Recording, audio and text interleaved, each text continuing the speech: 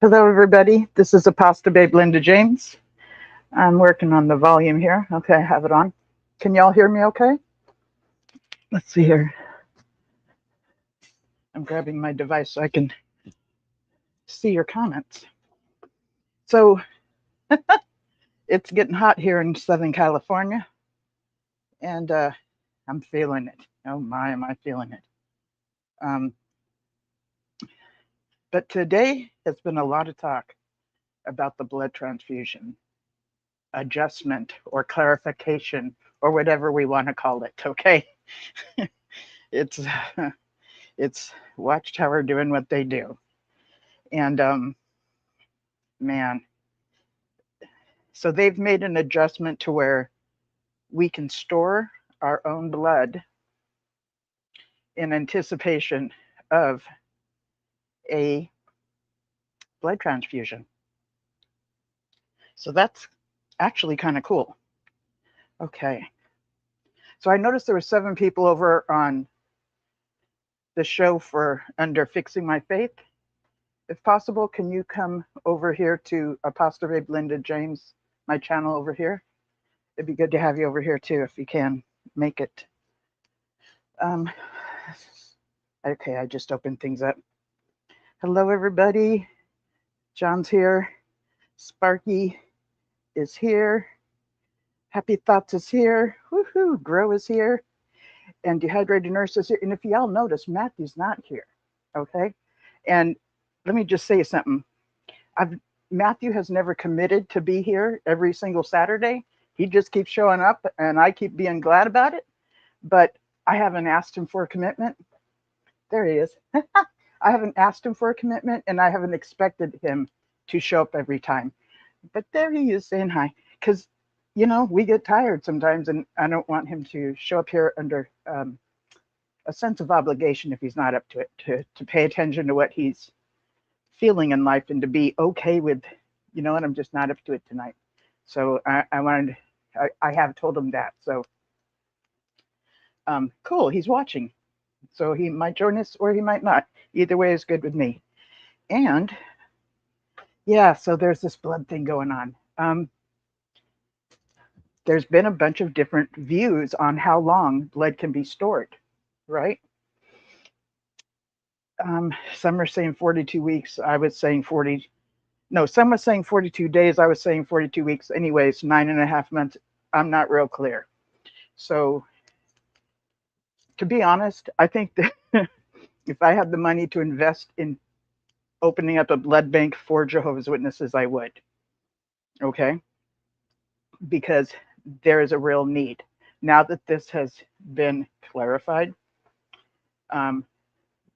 if this could happen, and if it could be someplace next to or inside of a hospital, especially a hospital that works with bloodless medicine, if there could be a place, say rented or something to that effect, to where Jehovah's Witnesses can start to bank their blood, I would open that up in a minute. I would open that up in a minute because I believe there's a real need for it. And that would make it to where our own blood is available if we had a terrible accident, you know, maybe a car accident or of some sort. So, but maybe the organization has already started something like this. I'm not sure. Hello, Dehydrated Nurse. So yeah, if we are anticipating an operation, getting some of our blood stored, we can now do that. Before, that was not okay. storing our own blood and using our own blood the day of a prepared operation or an emergency was not okay um, with the organization. So let me just start with um, so it was Nathan Noor, I believe, that brought in this doctrine of no blood transfusions. And I got myself a new computer. I'm like trying to get used to it. I'm not used to the picture like showing so much. I'm used to just having like this much show, but it's like really wide looking to me. And so I'm adjusting. So, okay, Nathan Noor, I believe, brought this in, and it's this theory that your soul is in the blood, and then there's scripture about how to treat an animal and to pour out the blood of an animal when killed and to put dust over it, you know, these ritualistic things, which doing things that are ritualistic or um, like, I'm trying to think of the other word. Anyways, those things are not necessarily bad. They can help you out with setting some good memories or maybe even some bad memories. The rituals help you get through them. Hey, Gray Wolf, good to see you. Let me see if I have, I didn't have on all the messages. Somebody said they were from LA. I missed who that was. Whoever you are from LA, hello. Because you're in the next county over from me. I'm in Orange County, Southern California. I was going to do my grave roots tonight, but nope, that's not happening either. So, yeah, they brought this in and told us that we were not supposed to receive a blood transfusion. Now, part of this indoctrination of not getting a blood transfusion was also accompanied with literature that would also be associated with if somebody took a organ transplant. They would do this kind of story with both of them, and that is if you received an organ transplant or you received blood from another person, a blood transfusion, you would later on take up the characteristics of this person. And it was never a really nice person. It was always some kind of burglar or somebody that's like, you know, evil and awful, and your personality would become just like theirs, right? So that was kind of I think of that as being phobia indoctrination. And so they had a lot of that. But what's interesting is before these things were coming in, further back, they actually had an article about a doctor who was dealing with a woman, and it was a medical event where she needed some blood, and he literally took his own blood from his own arm into her arm. So that's before we weren't supposed to take blood. And so that was an interesting thing. And it was considered, you know, quite heroic of this doctor. But at the time of no blood transfusions, the soul is in the blood, and if you do receive blood or do receive the organ of another person, you'll take on their characteristics. So it changes your personality, right? And that's scary. Also, too, if you did receive a blood transfusion, within the doctrines of the Jehovah's Witnesses, you would have no hope for a resurrection. This was huge. So not only might you get the characteristics of somebody that's not really a good person, and this displeases Jehovah, you will have no hope to be resurrected in the new system if you die. Okay? You just will not qualify to be able to go into the earthly hope or the heavenly hope. You actually cut that off. And it was a disfellowshipping offense. But by the time, I would say around 2000, somebody told me earlier today that sometime in the 70s, they allowed some fractions to be in a medication for those that were what are they called, where they bleed a lot? Celiacs. I forget the full word of them. As a matter of fact, the one that comes on by Robbie. Anyways, I'm losing the name right now. He has that, and he had to take medicine, and evidently this medicine had a bit of a blood fraction in it, and somehow the organization okayed it when he was a kid. I believe that was in the 70s, and he was able to take this medicine, which would have been off limits.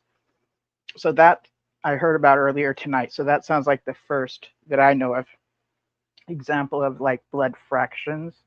And then around 2000-ish,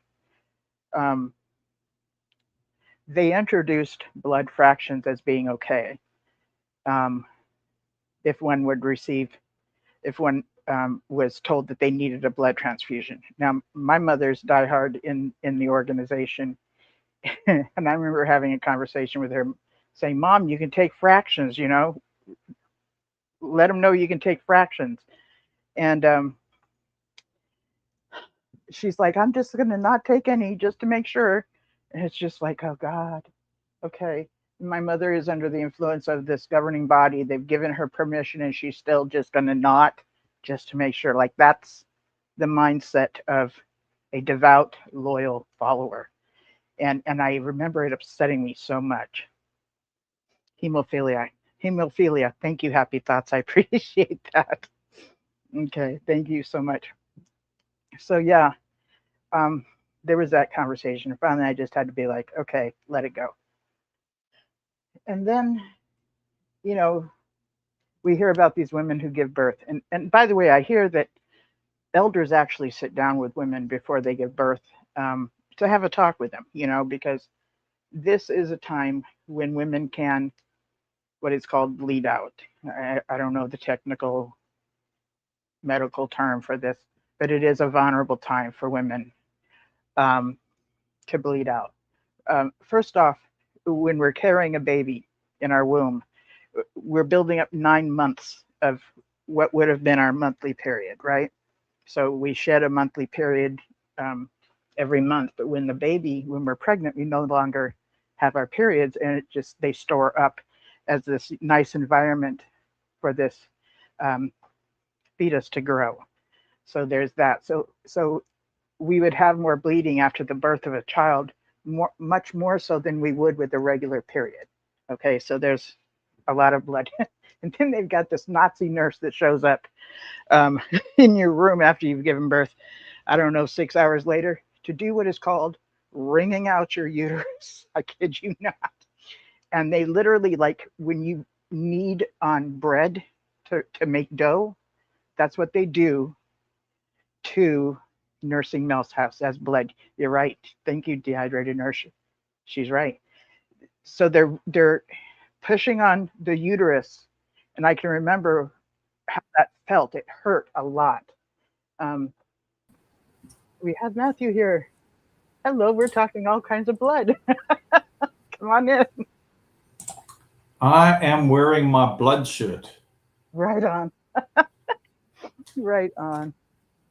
And thank you very much for letting me on, Linda James. I see that you've also got the in StreamYard the blood background, but it doesn't come through on YouTube.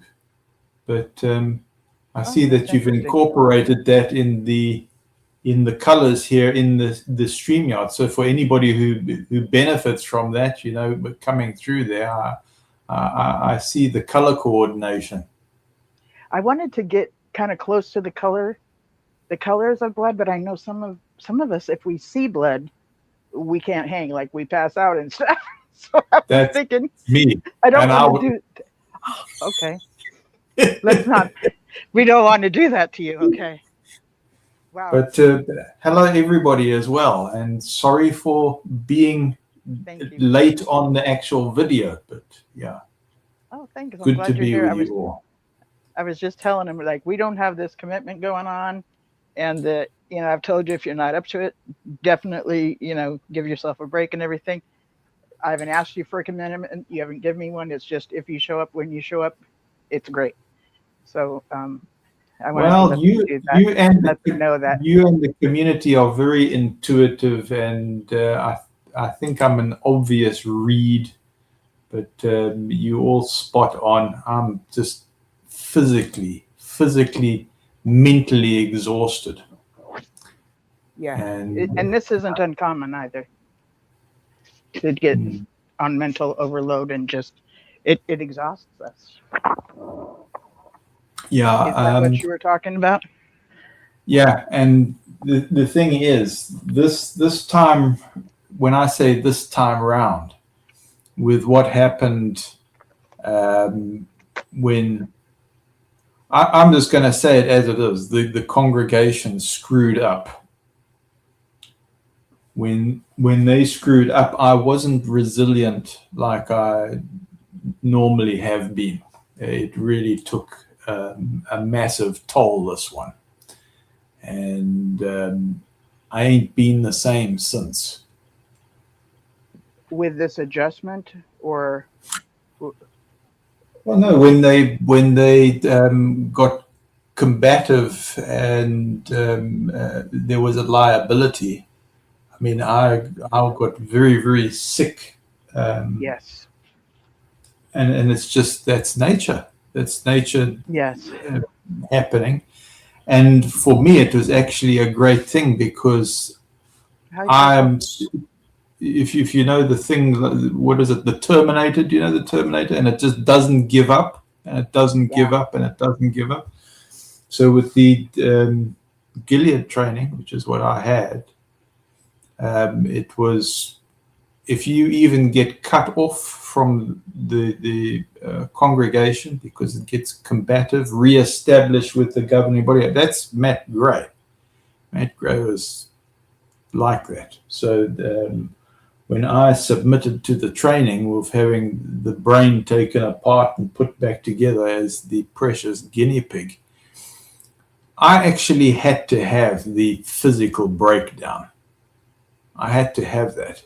So if you are a person in the audience who's gone, no, I made a stand to walk away from this. I think one of the reasons why I'm controversial and persons go, geez, how do we relate to you, Matt? You're a very strange character. I go, yeah, I got it. For me, it had to be the breakdown. It had to be the near-death experience, or it had to be the physical breakdown in order to get me out. And like a very good friend of mine, psychologist, says, Matt, whatever's happened to you when you were vulnerable, if you have been booted out, and basically you have been booted out because it's hostile, all right? This is the best favor that has ever happened to you. Please. I guess that was hard to hear at first, wasn't it? I appreciated what he said. I think I even laughed. I think he triggered a laugh response. Yeah. Yeah, something like that. I think I laughed because I know that it's true. But if you want me to rationalize this whole thing, and you say because persons may put me into a binary kind of response. They said, would you want to walk back into a kingdom hall? Well, if it saves somebody from abuse, yes. Right. And I think I need to say that out loud. Because I haven't totally hear you.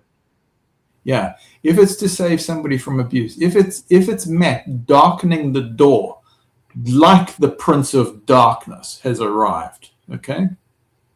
And you got that whole thing in the Matt form.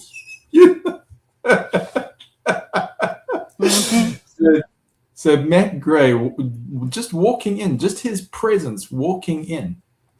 I know I'm not supposed to say on the air. I've got to say you guys are allegedly guilty, but my presence would just create that. I absolutely know that, and that's why some of these guys cannot actually rock up at the house with me here or anything like that, because they're just going to be on the record and have to answer to why they contravened governing body who are under oath and why they have contravened the superior authorities, because they got into a jam. Somebody wrote on, if I may mention my channel, somebody mentioned 2 words, dumbasses, when it comes to people who have got an overinflated ego, who get into trouble and think that they're untouchable,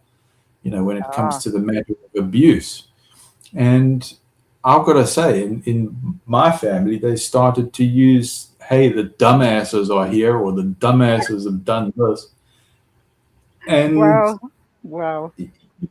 Sometimes you go, oh, geez, that's really, you're crossing a line with that. But somebody said dumbasses, and I was going, how do I respond to that? Do I go, yes, it's a bunch of dumbasses? But the thing is, with dumbasses, you can show pity. You can show pity for a dumbass. You go, you know what, this person has got into this position, it's overinflated ego, got into trouble, didn't know what to do. But then in another way, bunch of dumbasses are the ones who have taken my father's or family's time. This includes my mother. You pointed out, you go, hey, is it your father's wife we're talking about? Is it your mother? And I go, Linda James, yes. But, it might not have been, it might not have been. And the more I've heard you say it, it actually sounds endearing that he's going to spend more time loving his wife. It sounds more endearing, than if you would say he's going to spend more time loving my mother. His wife, it says, this is my, my place of intimacy, or, just it's a safe place to fall. And if he was an elder or doing service, let me tell you, the family and the wives miss out on a lot of time with their husbands, So when he says that, he's dedicated to that. I just find that so actually endearing and beautiful. So how I'm actually talking with you and with everybody is a miracle. If you believe in miracles, it's a miracle. Because I'm feel out to sea. You talking about blood, and I don't want to necessarily hijack anything and basically answer when you ask me a question. When you lead in and invite me into a question, that's when I will launch into things. So I'm going to steer it back to your intention here supportively, and you are talking about the blood thing. Let me tell you how much of an emotional wave this has created. I've got an anointed elder from Florida who's in contact with me. I've got an elder, and don't mean to freak anybody out, and I must do the trigger warning thing. I've got an elder in the heart of the system who blurted out to me and reached out and says, man, I'm going to tell you something. My mother, who's been badly affected by this thing, affected to mental health breakdown. Do you know that she was guilty about a situation where there was plasma given to one of my siblings, and has felt guilty with an imposed guilt from the community for 25, 26 years. And in an administrative gesture like this, she's realized, oh, I didn't need to be guilty. I've been in this situation. But this is somebody who's broken down. So you can imagine what occurs now with this thing happening on Friday. And not just that, but there was a massive, I'm calming down, just taking a breath. There was a massive leak.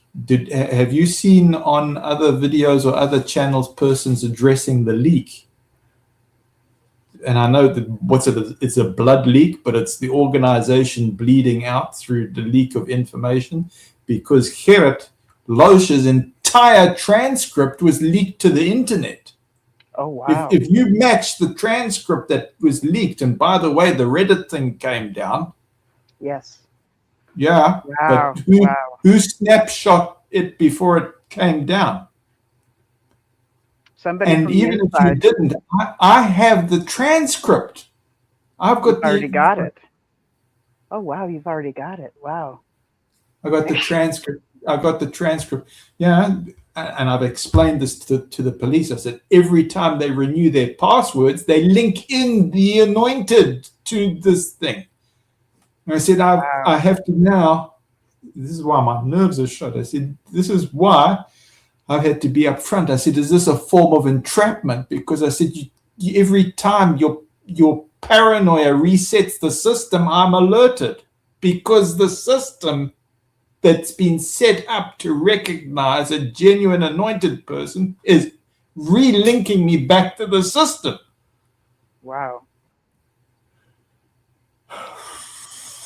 So I've the fact that things have gone as badly as they have, have gone in front of all of these people. Go, this is what's occurred. It's your mess. It's not my mess that's been made here. This is your mess that's occurred. And I want to just explain this and put this on the record. This represents fracture. You want a Jesus Christ? Can I quote Jesus Christ? A kingdom divided against itself, how can it stand? This is when they were coming to Christ and saying, you've got Beelzebub in you. Well, guess what? According to Charles Taze Russell, on the front cover of the Third Watchtower for shareholders, it says, who is calling the master Beelzebub? Then the slave is also Beelzebub. It's on the front cover of that watchtower. In other words, that occult theme was running through. When you've got somebody like Dallas going witch tower or something like this, yes, exactly, that's what was there. And this whole blood thing is tied into the ritual. It's tied into that. 98% have admitted on broadcast to compromising the spiritual standards that's supposed to be up front of being an upstanding Christian. But 98% have admitted from world headquarters to compromising the spiritual doctrine that attracted many, many good people to the so-called faith. Yes. When they compromised on medicines, you can't now take part in this ritual, which is what it is. It's like this Baal Molech connection, and I'm not hearing that. Not a lot of persons are connecting those kind of dots. I do hear it sometimes. I have heard it connected. I have heard this connected to those that won't take blood as though they are a human sacrifice. Is that what you're talking about? Yeah, and I apologize if I'm getting wound up or whatever. That's okay. Actually, Linda James, you know how to de-escalate. You do know how to do. Well, but sometimes you just need to, you need to get it out of you're passionate about this. I don't think you're getting out of hand or anything. You're just doing you, and you're disturbed with a certain thing, and you're speaking about it passionately.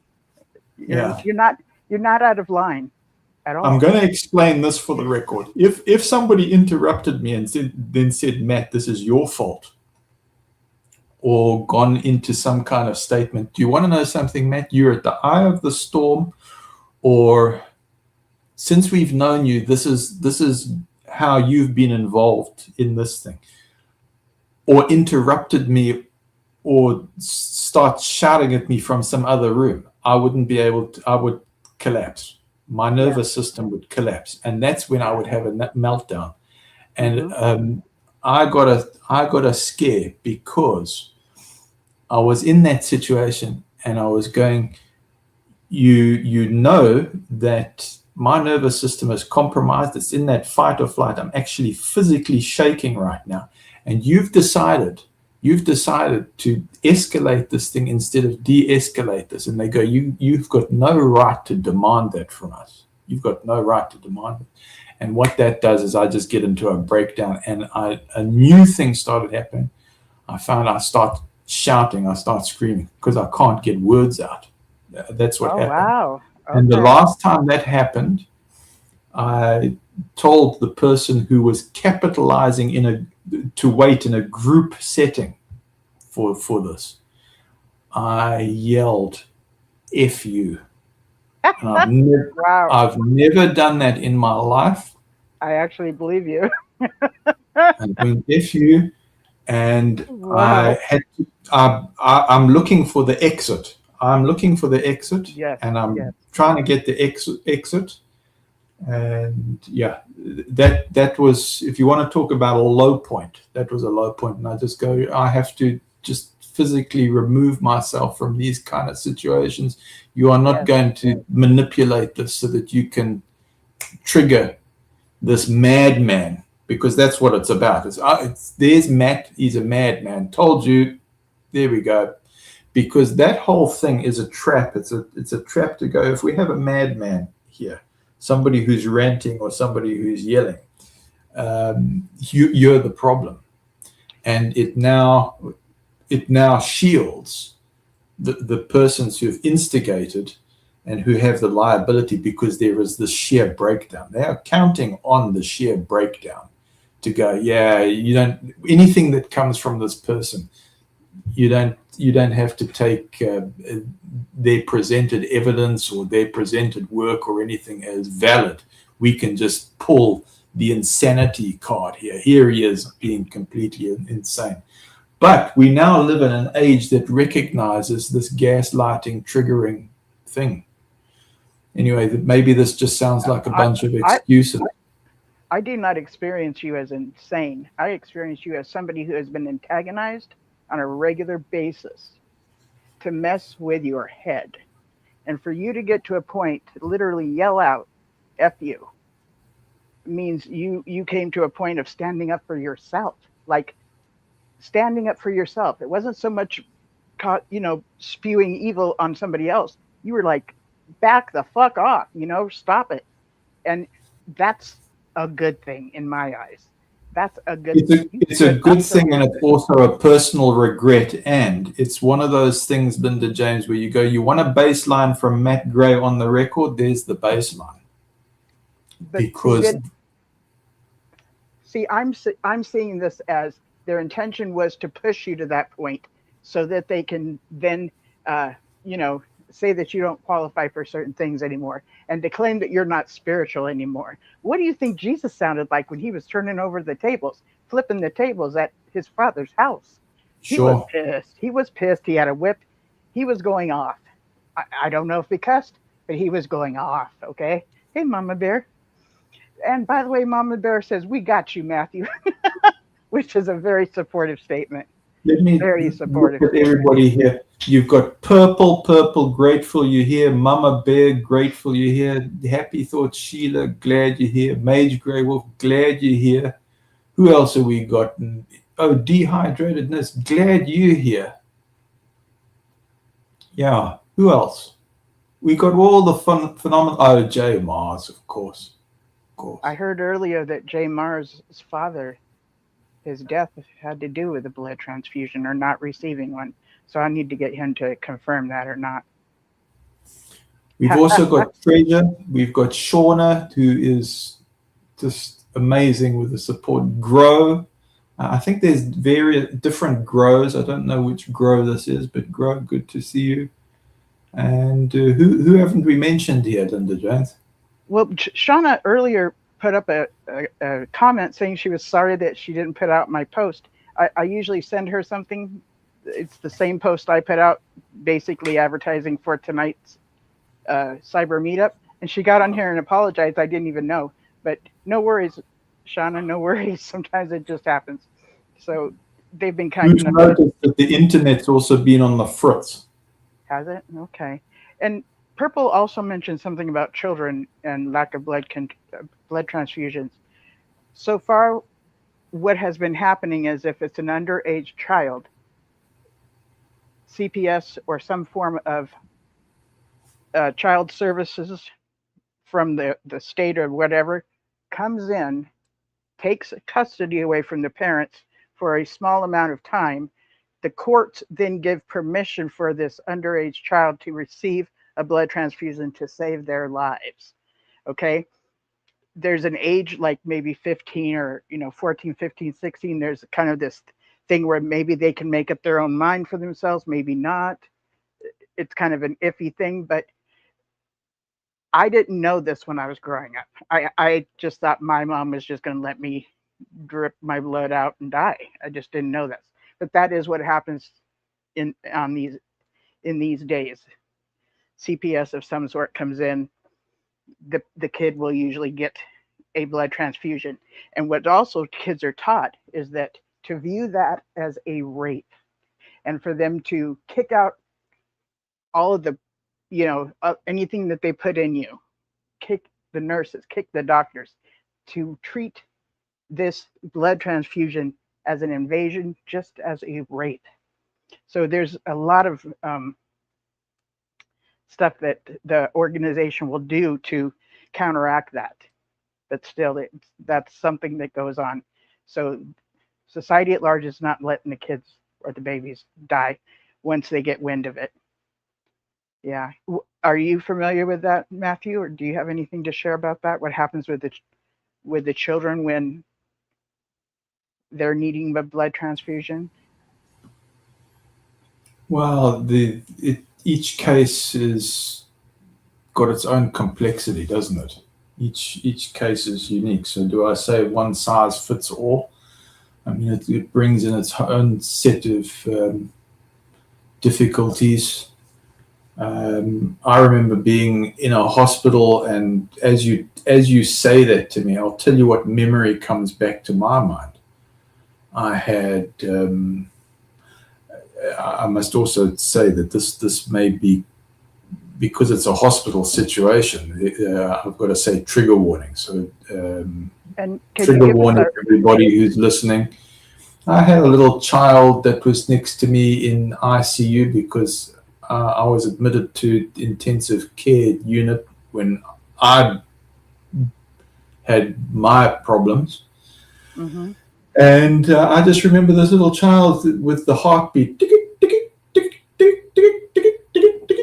next to me, and they administered a blood transfusion to the child, little baby, and that little baby wasn't going to make it, Linda James. So I'm going to just say that right now, wasn't going to make it. And didn't. So they gave the blood transfusion. In my mind, I'm going, yeah, you killed that child because of the blood transfusion. In my mind, that's why. That's exactly what we were taught. Yeah. Mm-hmm. And you would get HLC guys coming in going, statistically, that's a fact. That's a fact. The hospital killed him there. With their quackery science, this is what they would say. So I have those kind of memories of that. And the other thing is I was on a PVG group or patient visiting group where I was working with HLC. I wasn't on HLC. I was working with HLC. I believe my father must have had some kind of connection with HLC or something like that. I can't remember if he was on HLC or not. But he was heavily involved, and he was like one of those ace, gray-headed leader guys who could talk to doctors, and they would pull him in, and he would have the right kind of authoritative presence, for that kind of thing. So you wanted to have somebody who had the science behind it. He had all the presented science from. The organization arranged, HIS, Hospital Information Services, it used to be called at the branch. So they would supply everything that was like endorsed from their doctors, or that would be their cutting edge information. And it was very, very impressive for a presentation, because you could get a Jehovah's Witness coming in from all kinds of tiers. of education. If you had this in front of you, you were powerful because you were endorsed by doctors. You were endorsed by these impressive names leading the field. Yeah. So those are the kind of visions I have. I remember visiting a relative of mine who said to me, Matt, I want to be a JW and I want the best treatment. And I remember going in to the hospital and arranging this. And one day I walk in and there is a bag of blood connected to them. Oh, wow. After this big stand that I'm not taking blood under no condition. And I walked in, and sometimes you can have a person that's got a transfusion going on and they start bleeding from orifices. It's a reaction. Okay. And I walked in and they were sort of coming around somehow. And I walk in suddenly and I'm just doing my visits and I'm seeing them bleeding from the eyes and the nose. And I'm seeing this thing. And of course, I get a shock. You talk about this. I'm mentally conditioned as a JW, and I walk in because I'm going, oh, has the hospital overridden your rights? What's happened here? And I'm confused. And I'm seeing this occurring, and I'm horrified. Yes. But of course, it's the relative who's gone, just plug this thing in. Don't worry about it. Get this thing in. Let's do it. And I'll ask for forgiveness later or something like this. Okay. Wow. So all of these kind of memories come back as you ask me these questions. I've got so many of these things because I was very, very committed to all sorts of things. And I've seen fraud also from the medical side, and I've seen family compromise or whatever. And because they're going, no, we don't fully support this thing really, So there's all of these kind of things that come to my mind when you ask a question like this. So I can't give you a simple answer, Linda James. But yeah, I am aware of those things. Okay. Did you ever witness a situation where it was a child and some kind of protective services that would step in, like this government of some sort that would step in and make sure the child got a blood transfusion? Yeah, so that would be now compartmentalized to something like HLC, who would then hand over to HIS. Okay. And so HIS would come in, and now they've got their legal thing, and there's this.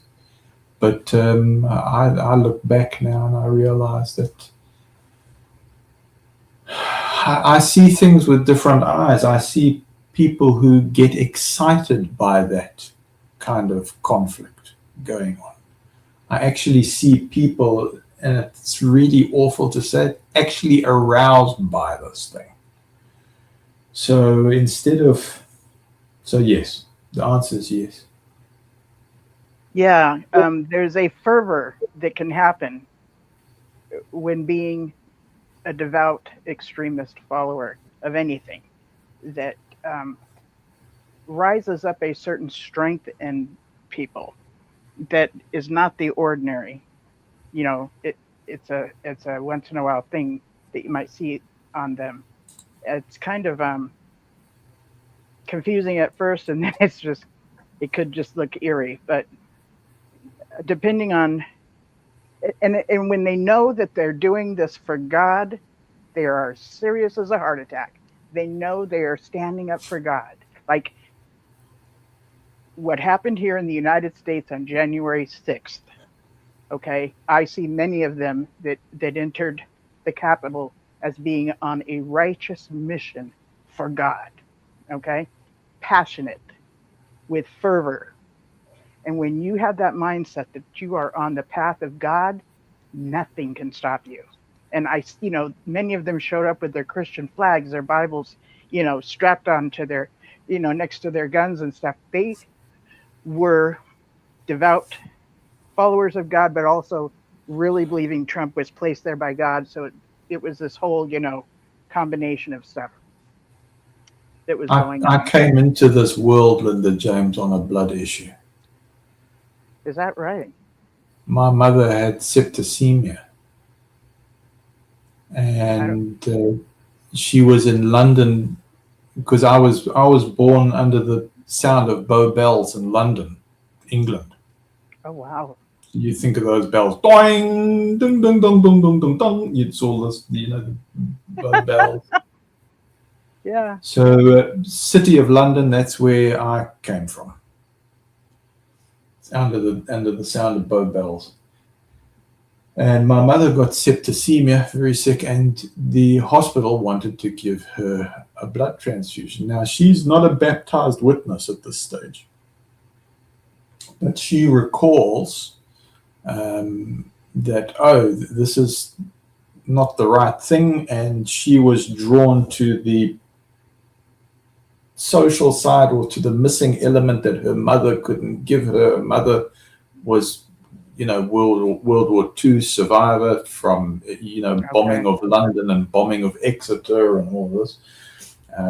So she's got her own traumas and she's messed up in the head, and was not an easy mother. Was, if you can imagine, I think many can relate to the emotional detachment or the weirdness that's there, and she becomes a JW, and my mother is somehow attracted to this because it fills the void for her. Anyway, she makes a courageous stand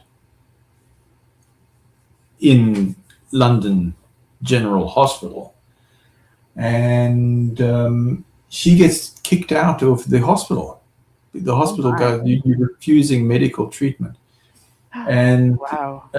A doctor from Egypt put her up and said, I'm going to assist you because they shouldn't have done this. They should have respected patient rights. And I'm one of those persons. So you've got this man from Egypt who intervened, and I think he put her up in his house with his wife, and it was something like this. Wow. And I think the London General Hospital said to my father, who was a Jewish follower of Maharishi Mahesh Yogi, he says, why don't you talk sense to your mad wife?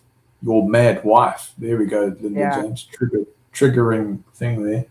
Speak to this woman who's neurotic and crazy or whatever they're saying.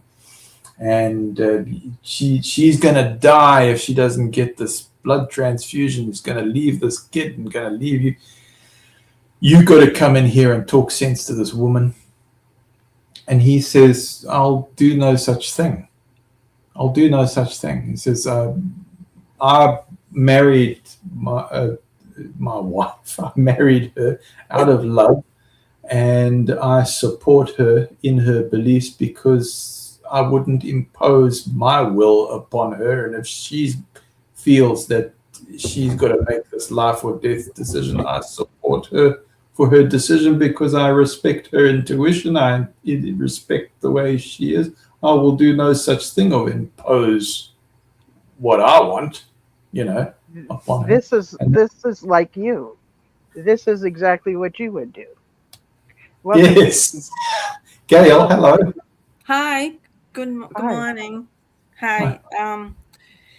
I listened to what you said a couple of minutes ago about somebody, if the courts got involved, and Heather had her tonsils out, and her father was with me, and he was an active witness at the time, along with myself, and we refused blood, and the anesthesiologist contacted the courts, but the medical liaison committee came to our help, and they worked along with the anesthesiologist, and we went through with the surgery without the blood being an issue.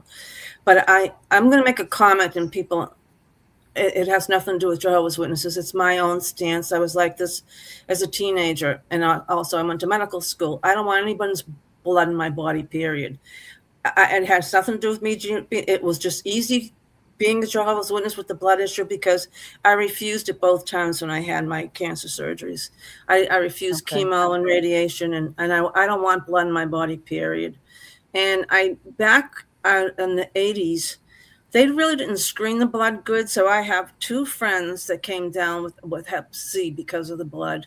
They both had blood transfusions and they contracted hepatitis C as a result. So, but now I know they're more scrutinizing with the blood. And then there was a time where a lot of drug addicts were selling their pints of blood to get drug money. And now I guess they're screening it. But I fought with the elders too this last time. And I said, look, I'd like to give my own blood. And I says, I'm not, I said, I'd like to, but it wasn't thought of back then. But I know now that they've lifted their stance to that. But I hope everybody sues them. I really do. Did you know about the case in Africa? Well, I don't know if you know this, Matthew. The doctor was a Jehovah's Witness. The woman was pregnant. She needed a blood transfusion. She was not a witness. He refused to give it to her, and she passed away. So I think they got a nice lawsuit going against them for that. That just happened a few months ago. Yeah, that's been within a year or so, yes. Yeah. And I was appalled. Which I find peculiar. I mean, I don't know the situation at the hospital, but wouldn't someone, if that went against their conscience, wouldn't they have had a standby doctor? Yeah, exactly. I mean, minors can't serve beer if they're a waitress at a restaurant. So they get somebody that's over 21 to serve their client a beer. Like, can't you? You know, there's certain, I would think. I don't know. That things could be done. But I hope there's a class action lawsuit against them because I'm sure a lot of people are upset over this, that they've lost themselves, lost their family members or their children as a result of this. So I don't know. This might be a mass exodus against them too. I don't know what they were thinking. I really don't. I don't think they really care either. That's just I don't think they care about the members anymore. I really don't think they care anymore. I don't think they ever cared, but now I'm really convinced they don't really care how this is going to play out for them. I'm sure they know people are going to exit the door, but I don't know what their motive behind it is. But I hope they fall apart completely. Well, that's my comment for the night. I always enjoy getting to see when atrocities are done to other people and the person doing the atrocities, I usually don't have to do anything, but I get to see how the atrocities come back to them and screw them over. And I do like watching that. Yeah. This is what I picture happening with the Watchtower. I don't want to be a part of tearing it down or that's not my goal at all. I hate what the leadership has done to my family and to me. Mm-hmm. I have a lot of resentment and anger, but I don't think of it every day. But when I do, it's devastating, Devastating. Yeah, I'm sure this is bringing up a lot for people too. Well, I'll tell you what's pushing me over the edge. I've just seen Chuck Norris has died. That's all we need today. Now. Yes. Do you know there was controversy around that? Do you know anything about that? Because he was the picture of health a couple of weeks ago on a TV ad. I haven't heard of the controversy. I've only seen like little things saying that he's died. I haven't read up on it or anything. It's interesting. Just like they're saying Jim Carrey passed away and they used a clone for him at an award show. They're saying Jim Carrey passed away? Yeah, and they had a clone of him. I don't know where the award show was. It was in Europe somewhere, and you definitely knew it wasn't him. And they tried to make him look like him, but I don't know. They were saying that he passed away a couple of years ago, so I don't know what their motive is behind it. Who's this Jim Carrey? G.G. Dale? Yeah, Jim Carrey, yes. That's weird, eh? It is weird. And you look at him, it doesn't take much to say, hey, that's not Jim Carrey. And now, what's that?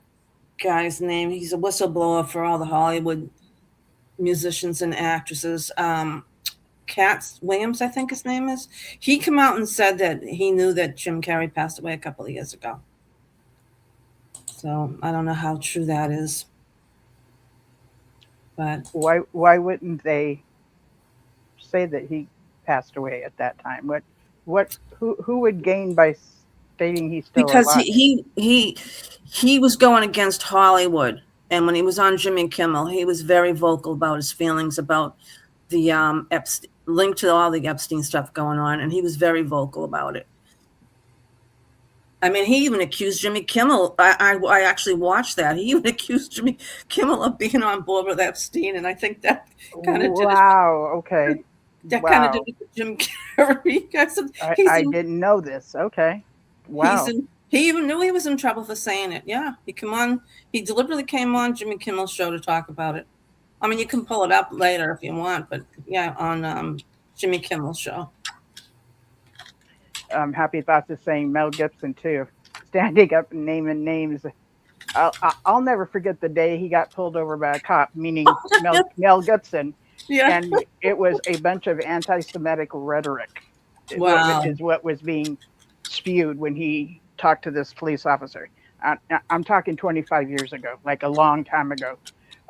Was that, did I get the correct story? I don't know. It could have been the case. It could have not been the case. But I'll never forget it. Didn't he beat up his girlfriend too when he was drunk around that same time? Guess he was going through a bad time. You know, he was the one that put together The Passion of the Christ. Yeah, he's making a part too. Okay. And at that time I was in church, mainstream Christianity. I was doing youth group. And that was one of our things. We went to go see The Passion of the Christ. I took kids, I took teenagers and, kids to see Passion of the Christ. And today I would not do that. Today I just would not do that. No, but at the time it seemed like a cool thing to do. There was this thing called where they would do concerts of musicians all day long. I forget what it's called. Down here in Southern California, and it would be like all these famous musicians, Michael W. Smith, these different famous Christians. So it was a all-day concert, and we did that too. And then get this, we were supposed to go see this movie called Noah's Ark, and that was from another comedian, the guy from The Office. And I know who you're talking about. Yeah, that was a flop. That's what I heard. Yeah, one of the gals from youth group. I'm sitting here remembering that I told everybody what happens here stays here, but I'm not going to mention her name. So here I am, 15 years later or whatever, thinking about how the promises we've made. What happens here stays here. We don't tell people. But if I'm not telling you her name, I'm not breaking it. So it literally went against her conscience to go see that movie. So we all kind of talked about it, this, that, and the other. No, this was 26 years ago, now that I think of it, because I was doing youth group when 9/11 happened.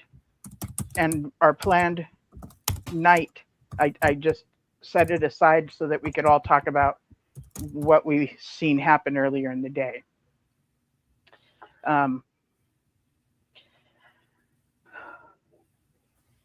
So I want to go to, no, actually, Gail, I don't blame you for that mindset of not wanting somebody else's blood in your body.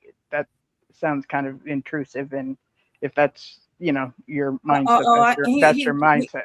He gave me a hard time and slammed the door on me and said, "You want to drop dead?" And I said, "Of course not." I said, but the anesthesiologist came to my rescue and he said, "Gail, I work with Jehovah's Witnesses all the time. I got your back. Don't worry. Nothing's going to happen to you." So, and I had to call up the presiding overseer, whatever you call them today. I was getting the epidural in my back. They got my pocketbook. I had to get the blood card out, and they called the elder, and he explained. And I'm laying there saying, "Oh, this guy's going to kill me on the operating table. I can just see it now." So, what was this operation for? I had pancreatic cancer, and I had a Whipple done. They removed a piece of my Okay. pancreas and my gallbladder. Okay, that's right. Oh, he came in to me the next day and said, "Well, Miss Murphy, you got what you want, and you didn't need blood after all." That's all he said to me, and then walked out. I should have said, "Go blank yourself," but I didn't. And you know what? I hear what you're saying. He was very hostile with you. He was very no patience with you. But let me say something else. There's this other side. The organization sues the hell out of doctors that do give blood when necessary. And so a doctor or a nurse or whatever, who vow to do no harm, gets blocked with they can't give a blood transfusion, and they look at it like it's magical thinking rather than a legitimate reason, and it stops them from being able to do what they can do. For me, I'm a hairdresser, so when I put in hair extensions and somebody tells me I can't cut the hair extensions to blend in with their natural hair, get the fuck out of my chair, okay? Get out of my chair, because if I can't blend it, it's going to look like chop here and then all long. I'm not going to, do not tell anybody I did your hair, okay? No, so that's all I can compare it with. So they get sued. These doctors get sued by the organization. Like, I've heard of cases where the patient, who's now like 21, is still suing the doctor for when they were an infant and got blood, received blood. And the organization is trying to sue either the hospital or whoever. So these doctors have to face that. And I get what you're talking about. It was against your conscience. No, you said it had nothing to do with the organization. You just it's my own feelings about the subject. Okay. Had nothing. I was like this as a kid. I didn't want anyone's blood in my body. Period. Yeah. Actually, so, I wouldn't go to confession either, because I said the only one I'm getting on my hands and knees to confess to was God. I didn't believe in that either when I was a kid. I was a rebel as a kid, obviously. But yeah, but you know what, Gail and Linda James, if I can venture this and get my brain back in gear, what's the problem? The problem is it's not whether that, Gail, you feel comfortable with somebody else's blood in your veins or not, okay? And you go, oh, there's a religion that aligns with my belief system. Right, exactly. I was an easy take. The issue is when you get an institution overstepping and now putting in, what is it, the shunning thing, and a judgmental bunch of people who are involved in your business, so you don't have the ability to make the decisions and engage your own mind or your own conscience on things. You're now in a situation where you can't decide to take out your own blood and put it back in prior to Friday, because that's when it happened. And then in an administrative gesture, oh no, we're not judgmental about this. Please, this is your conscience. This is how it's right been all the time. Because of this article that says over here you can do this and this. See, we were always forward moved. Well, what are you getting up? If your congregation did that, that's why it's so loving of the governing body now to intervene, because we understood that some congregations took this too far. Aren't you happy about how Jehovah has liberated you from these awful people? And this is an act of loving discipline upon dumbasses. Because that's the new word for the week. Oh, right? That's the new word, dumbass, for the week. Think about the Australian Royal Commission. Yeah. When there was two Jackson, or whatever his name. men, those two men were being questioned about the blood transfusions, and the thing is they were saying that they don't get disfellowshipped. What happens is if they receive a blood transfusion, they have disassociated themselves. That particular act disassociates them from the organization.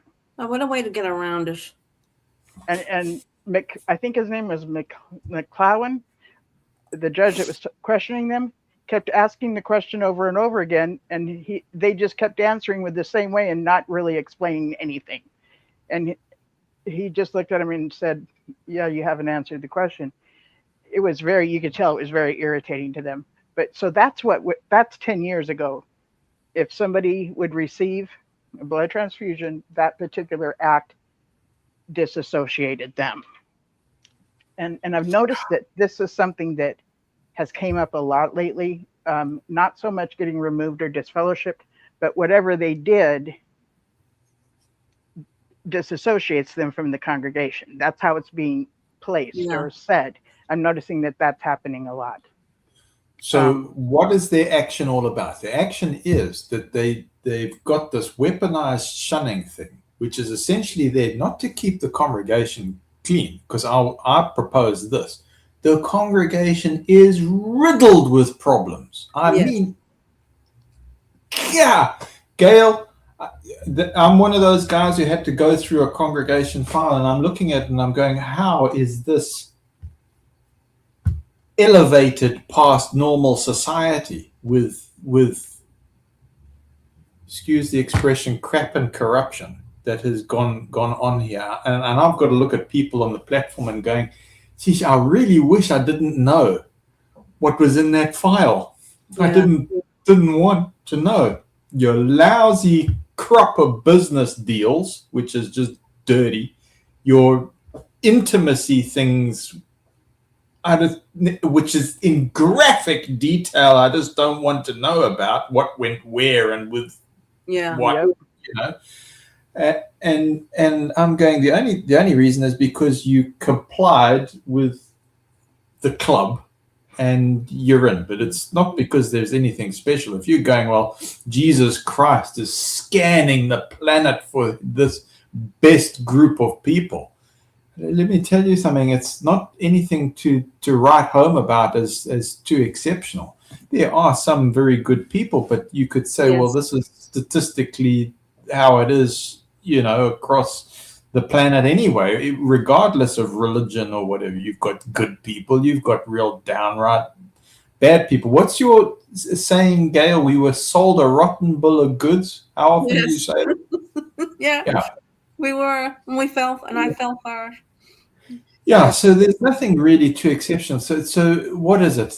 The whole shunning thing actually is, and it's my opinion, I've got to say this, I believe it's actually there to protect the Institute from liability. That's what it's about. Because if you're saying, oh no, it's to keep the congregation clean. Really? How well are we doing, folks? You know, it's not great. I'm listening to somebody somebody says, are you attending meetings now? I've got an old granny who needs to get onto meetings. She's too old, she's too blind, she's too deaf, the brain is too crystallized, so she still gets onto meetings and things like this. And I see the characters that are up there spouting morality. And I go, man, I handled that guy's judicial case. I know that there ain't an ounce of morality in him, you know. Oh my God, that must be just really a frustrating place to be. Yeah. And the other thing too is they sometimes wearing one of my ties or something that was donated. Speaking of ties, this lousy guy, he's wearing my tie. You know? Oh gosh. I had a girlfriend that used to be the nanny for Richard Carpenter's kids. And she came back one day from a yard sale they had. So I have Richard Carpenter's necktie, by the way. And I was just kind of gluing it back in place last week. But it's just nobody would know by looking at it. And it's one of those, like a Mickey Mouse necktie. So yeah, I have Richard Carpenter's you like psychic, Linda James. Was that Karen Carpenter's father? Karen Carpenter's brother. So Richard and Karen Carpenter are brother and sister. And I know who they are. Did you know her father was a pedophile? No. Oh, that's why she was an anorexic and a bulimia. I had no idea. And if you watch her biography, you're gonna bawl your eyes out. You're gonna cry terrible when you watch it. And her mother knew. Her mother hated her because she knew the father liked the daughter. Okay, so she saw her as competition. Yes, I exactly. remember. It's weird. There was a few decades that went by that's how victims were treated, as if they were the competition when Hmm. they were in fact being. Oh, it's horrible. It's horrible. It's horrible. She was a Um, beautiful person inside and out. Her story she's was so like, tragic. to me, one of the best mentor. Like, to sing like Karen Carpenter is one of the most natural things I can do, and I love her voice. To me, Yes, I do too. Does not start. Christmas does not start until I hear "Chestnuts are Roasting on an Open Fire" by Karen Carpenter, and then it's like, I just gave myself chills. Yeah, I love the sound of Karen Carpenter. Yes. she had a very sad life, even though she was so talented. Wow. This I did Yeah, it not know. goes to But show that. my friend has passed away, Oh, and I never met him. And I never asked her to meet them, because I just thought that would be abusing this this privilege she has or whatever. And the reason she was their nanny is because they used to go to Chris and Pitt's in Downey, Southern California, uh-huh. and they always wanted her for their waitress.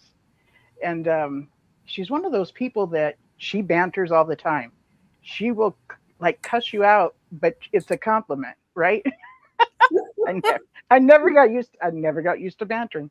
So, and they loved her, loved her, loved her, loved her. And then, within the last 5 years, she passed away. And I was so sick, I didn't even go to the funeral. So I've never met Richard Carpenter. And yeah, I feel like those kind of things will happen if they're supposed to, and they just won't if they're not. So I'm Yeah, good with that. Hello, Tori.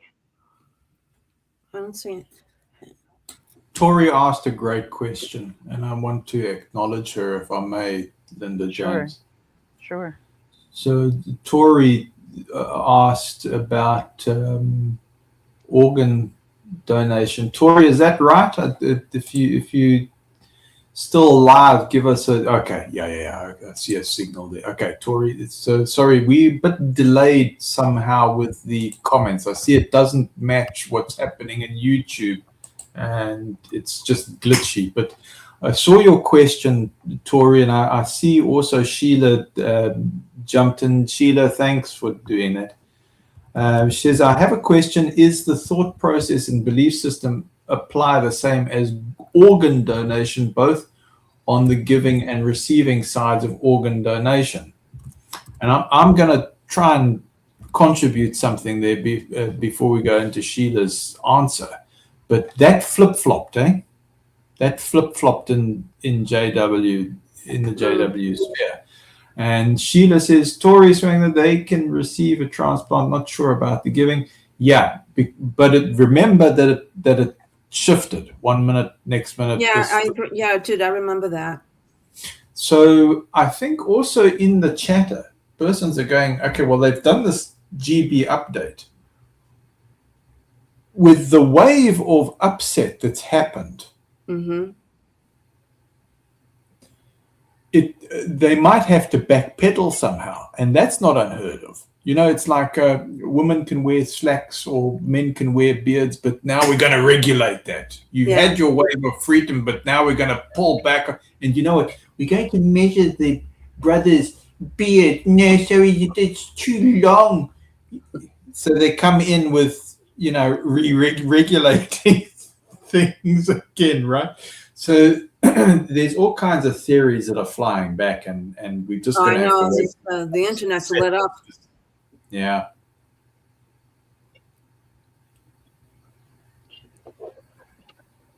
Somebody was talking earlier. I think it was I don't think it was televised, but talking about being so there's this thing called after hours after Rick does his show, and I was talking about being born a girl child in this organization, and blame shifting happens a lot within high control groups or abusive partners or whatever, and from the time you're born a girl child, you are taught that you are a temptress, that if men sin, and lust for you, it is your fault. Okay. Oh, cool. So you must cover up. You must, all this, you're responsible for the actions of the man if he desires you. And biblically, it talked about their labor pains will be increased because of the eating of the fruit, right? It's like there's no winning from the minute we're born. No. It's a whole bunch of, because you're screwed, It's just one thing after another. But if you really, and they taught, some other Christian churches teach this as well, that Adam was off doing something else and it was Eve by herself getting tricked or deceived. And, if that wouldn't have happened to the man, right? The man couldn't have been deceived. But I've also read other scriptures from other translations, like the NIV translation, and it'll say that he was right there with her, meaning Adam was right there with her. So, why didn't he stand up and say something? I dare say it's because, and I don't think this is a natural, that this actually happened, but it could be, allegory or whatever. I dare say he was just as allured as she was to be attracted to this fruit, Well, don't you think the women get blamed for everything? They never blame the father. Yes. It's always the mother that gets blamed. It's her fault, never the fathers. They had a nice article in the Boston Globe about that, women bashing, and how women are looked upon compared to the male part of the family unit. We have a ton of responsibility, but very little control. It's like, but the if your kids don't sign up and get baptized and everything, they don't so much as, it's more so blaming the mothers. And an example of this is when Anthony Morris III did a video about, I had to tell her that her son has now become an atheist because he went to university, and who was the one that dropped him off there. So he's talking about the mother, not mentioning the father whatsoever. Right. Yeah. That was Anthony Morris, and he was going, oh, well, I remember that talk. He was going, oh, by the way, I went and interviewed him, and, you helped him right out of the truth. And he's addressing the mother. Yes. Blaming her. Yeah. Did I say it was somebody else? Or I did say it was Anthony Morris III? Yeah, you said it was Anthony Morris III, yeah. Yeah. Okay. I thought I might have said somebody else. Yeah. It's amazing. And also, I was born in 1950, in the 50s and 60s. My cousin was sexually abused, and my brother. I went to my mother, and my cousin went to my aunt. They were in so much denial in those days, so a lot of people kept that to themselves. They kept it.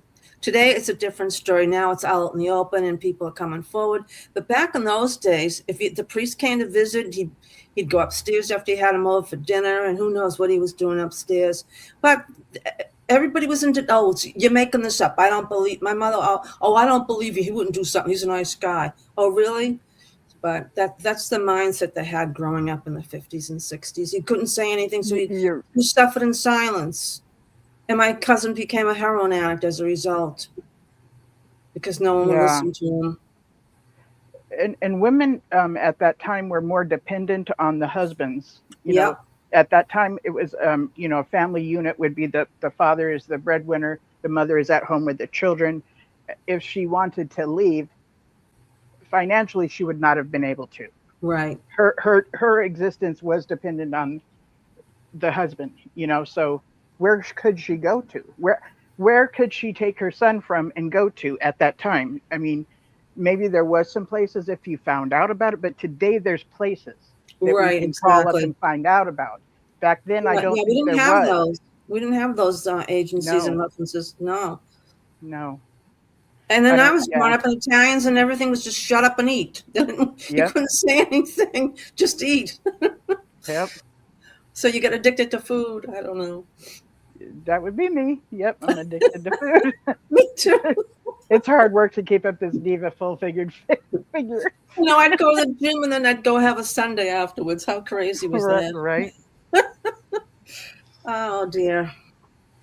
Well, on the flip side of shunning, I'm mocked, and I'm still mocked. They didn't disfellowship me or shun me, but I'm mocked. Matthew, what is the difference between being mocked and shunned? I got hung up on the other day. I butt dialed a sister. I should delete everybody's numbers off my phone, and she called me back, and I told her I was no longer. She hung up on me.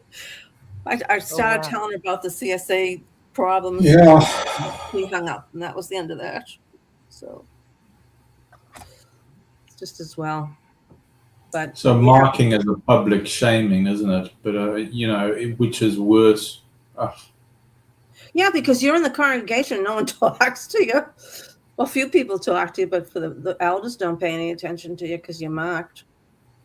Isn't that supposed to be quiet if you're mocked? I don't know. Seems like everybody knows. Yeah. So it's like there's some kind of behavior that's troubling, or it's got into the gossip network or whatever. Mm-hmm. And then they go, geez, okay, what's Matt done now? Or what's Gail done? I don't know. It hasn't quite crossed the line yet, but it looks pretty dodgy, Mm-hmm. Maybe they're dating, or they were found out, or it looked like they were smoking, and we're just not sure, and we don't have the evidence or whatever. What we're going to do is we're going to give them a shot across their port bow as a warning, and go, these are not good associates. So they'll do a marking talk. But yeah, there's a lot of snitches in the congregations too. Yeah. I remember getting marked at an assembly. What? At an assembly? What? How? What's that all about? Let me just interrupt here to mention why the snitching happens is because we are indoctrinated to believe that if we do not tell on someone, we're going to be their blood will be upon us during Armageddon. Okay, so that makes us feel more compelled to squeal. Yes, and usually it's supposed to be, listen, you got to tell the elders within 2 weeks, otherwise I'm going to. That's all I wanted to say. Thank you. No, but that's accurate. Right. That's accurate. Thank you. Okay. And it's based on Leviticus 5:1. So how do you put in a cell phone spy to every house so that you can listen in on people's or keep them all regulated according to governance? Well, you make them govern themselves, right? That's a whole Machiavellian system, or it's an ancient system that's put in place. Ancient psychology, you get them to regulate themselves. You do it that way. So what is Leviticus 5:1? You were reacting to Leviticus 5:1. If you don't report it, then you become a sharer in the sin. Yeah, that's true. Thank you. Yeah, that sounds right. Yeah. What are we talking about, Linda James? Sorry. So Gigi was asking, what is the difference between a marking talk and shunning? Was that your question, Gigi? Yeah. Have we more or less covered it? Yeah. Yeah, we did. Thank you, both of you. Thank you. From what I understand, a marking talk is to speak about what has happened lately and to teach against it, and without saying the name of the person that's done this certain act or behavior. Everybody knows. But everybody knows. So it's not really gossip because they don't really say the name of the person who's behaving inappropriately. Like a whole bunch of, you don't want to do this and it's going to displease Jehovah kind of talk. But they would be very specific about it. So if Matt Gray was the target, they'd be going, imagine a guy with a beard with a black cap and a red shirt. Okay? and but that's Matt over there. That's what it does. Yes, exactly. So that's it exactly is a shaming technique. Yeah. It's public shaming, yes. And so is the, disfellowshipping when you have to sit in the back row for however long that is. 3 months to 6 months to years. That's also a form of public shaming. When they make the announcement at the platform, so-and-so is no longer one of Jehovah's Witnesses, that's a form of public shaming. I was put on public reproof when I was 16, and they went to the platform and said, so-and-so is put on public reproof for behavior unbecoming of a Christian.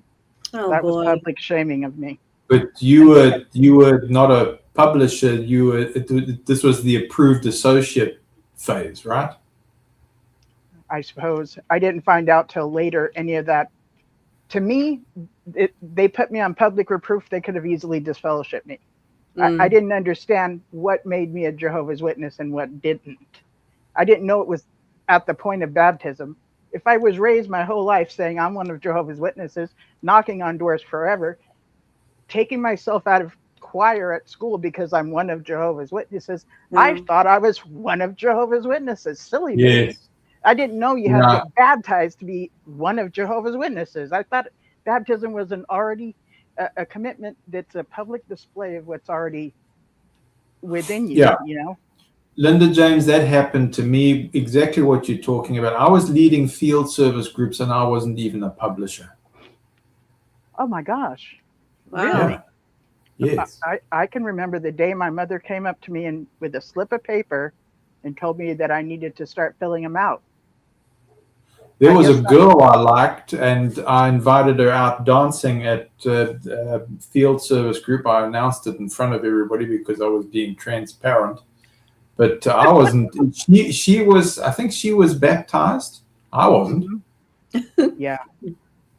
And I wasn't even a publisher. And the presiding overseer came up to me while I was in field service and says, "Tell me, are you a publisher?" I said, "No. What's that? What's that all about?" Huh. And if you'd spoken to me about Holy Spirit in those days, I was going, "Yeah, but that's all theoretical. That's all the magic of the Bible in those days. There's no such thing like that these days. You know, that's all just magical talk." Yeah, I'd rationalized the whole thing, just going, yeah. At the age of like 16 or 15. Yeah. So I was in one of those modes that I wasn't even a publisher. I was leading these groups.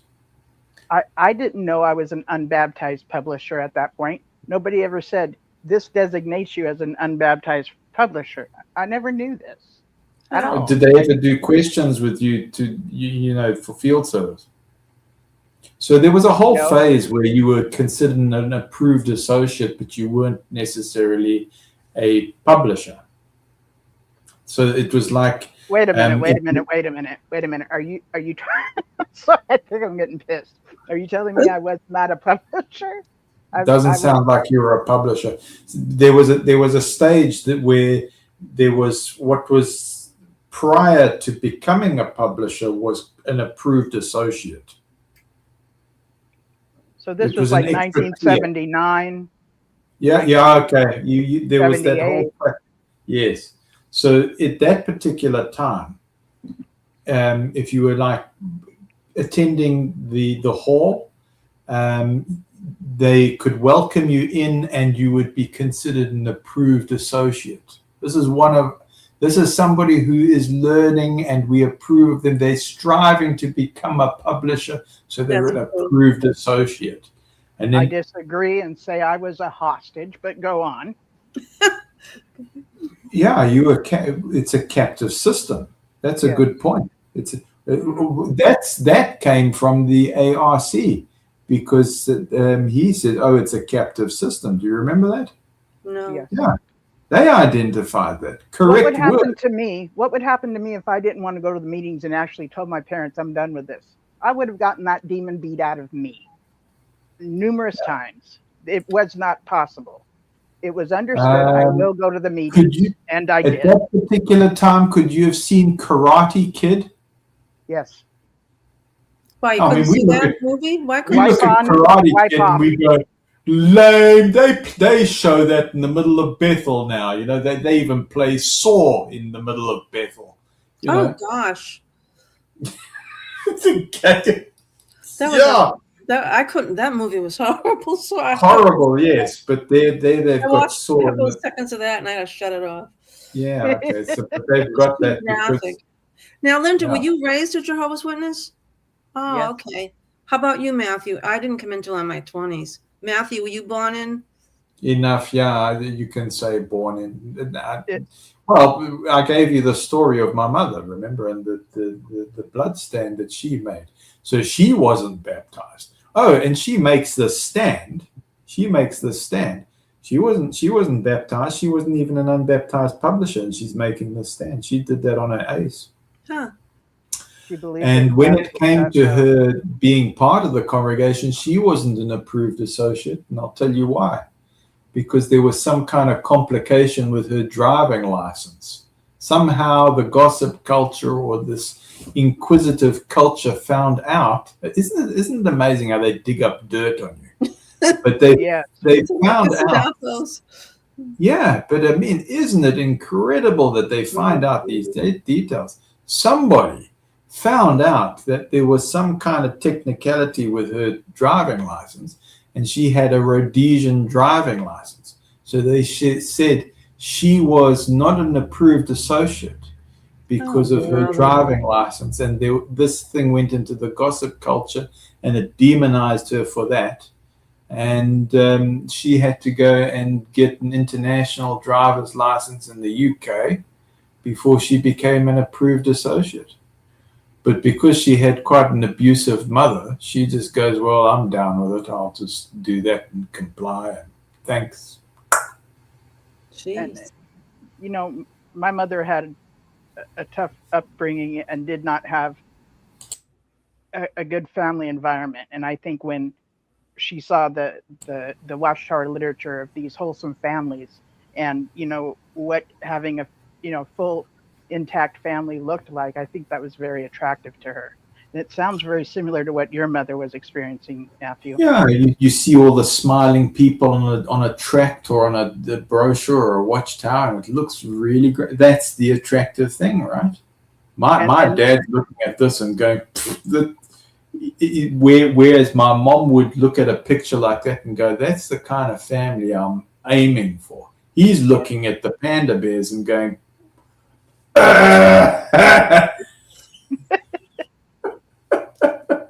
it's sickly sweet for him, you know. He's going, that's an unreality. And in fact, when he looks at the pictures, he's just annoyed, you know. Yep. That's funny. But he allowed a book study in his house in the UK. And people would rock up for this book study. He would never attend. It's in his house, but he would never attend. How did he eventually get? Yeah, who conducted the book study? He loved his wife, Linda J. Okay, I hear you. Oh, I didn't think women were allowed to do wife. that. Wow, I'm surprised to hear that. See, this is the thing. Yeah, that'll happen. You can't date the person unless you're baptized. You can't anything until you guys are living together. No, you have to get married. It's like all these different conditions you have to do. Yes. MJ says that they love your humor, Matthew. See? Well, I feel this wonderful spirit from the community washing over my sins and over my... We can relate because we're doing the same sin, right? But I came into Linda James's channel truly traumatized. MJ Cathouse. Have I said that correct? MJ Cathouse. I came in truly traumatized, and I feel better. Good. So something's working. Good. You smile more. You laugh more. You are you laugh at yourself. That's always really fun. No, but even today, when I came in, I was on the verge of not being able to talk. That's how rough it was. Okay. Or today or back in the day. Okay. No, right now, today. Today's struggle. Wow. Well, you're doing okay now. Yeah. If you get that's tired. That's the power of community, right? And if you get tired, you're not obligated to stay, darling. You can, you had take it or not. Amber Thing who was into Reiki and all.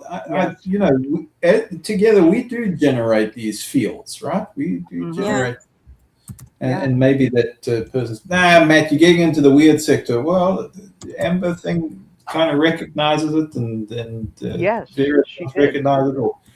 Gail, you recognize it with the kids, right? If you neglect the kids in a hospital or whatever, the ones who've got nurses' attention, or you come in and hello, honey, and you give that attention, it increases their health, for goodness sake. Just that connection, right? Yeah, I agree with that. Yeah. So we got that here.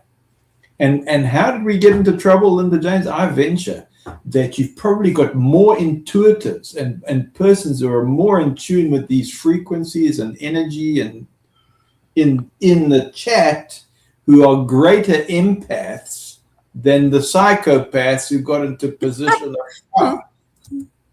And I really think that the three of us have this thing about really wanting justice. I've come to know the two of you. Oh, I want justice.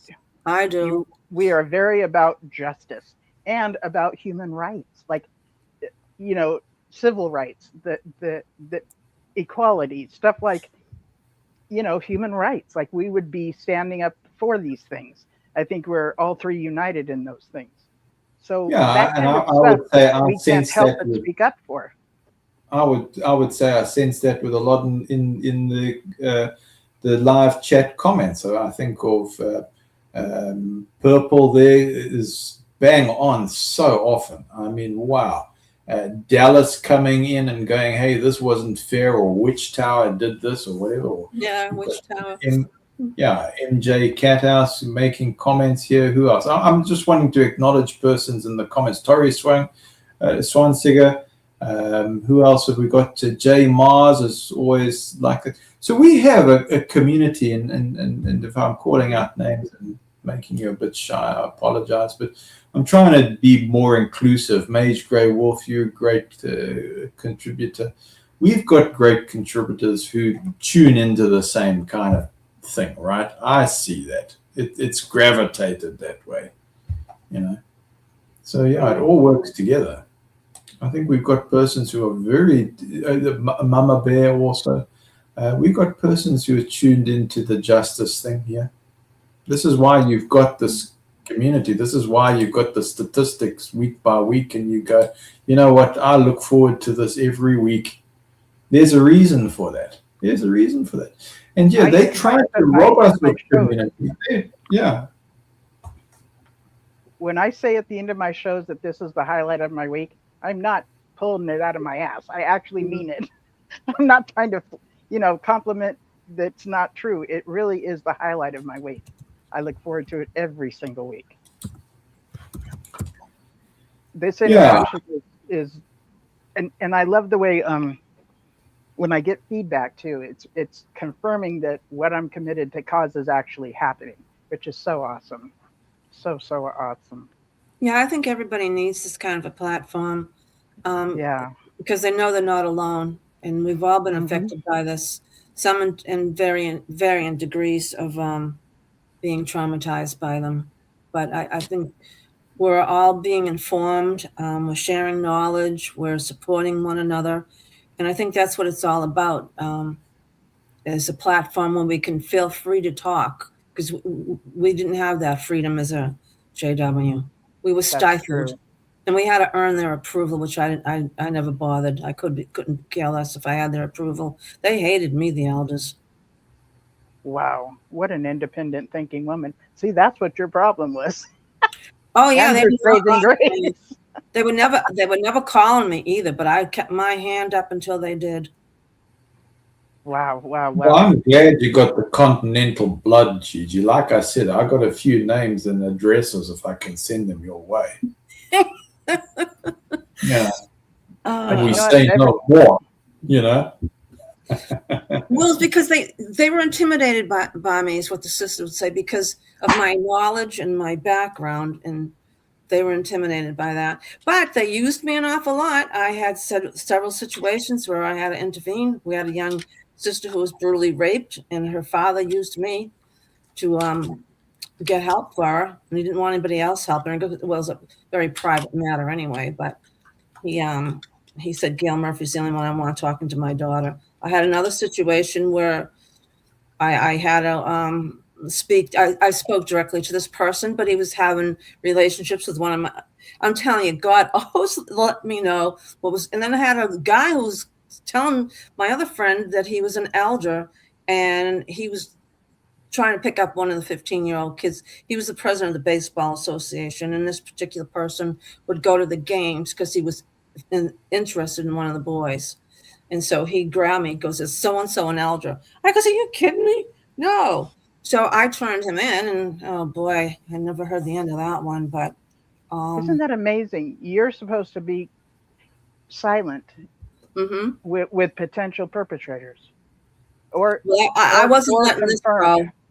I was, because the kid almost committed suicide. I was not letting this go. But do you think they'd do anything? They did nothing about it. They didn't even believe me.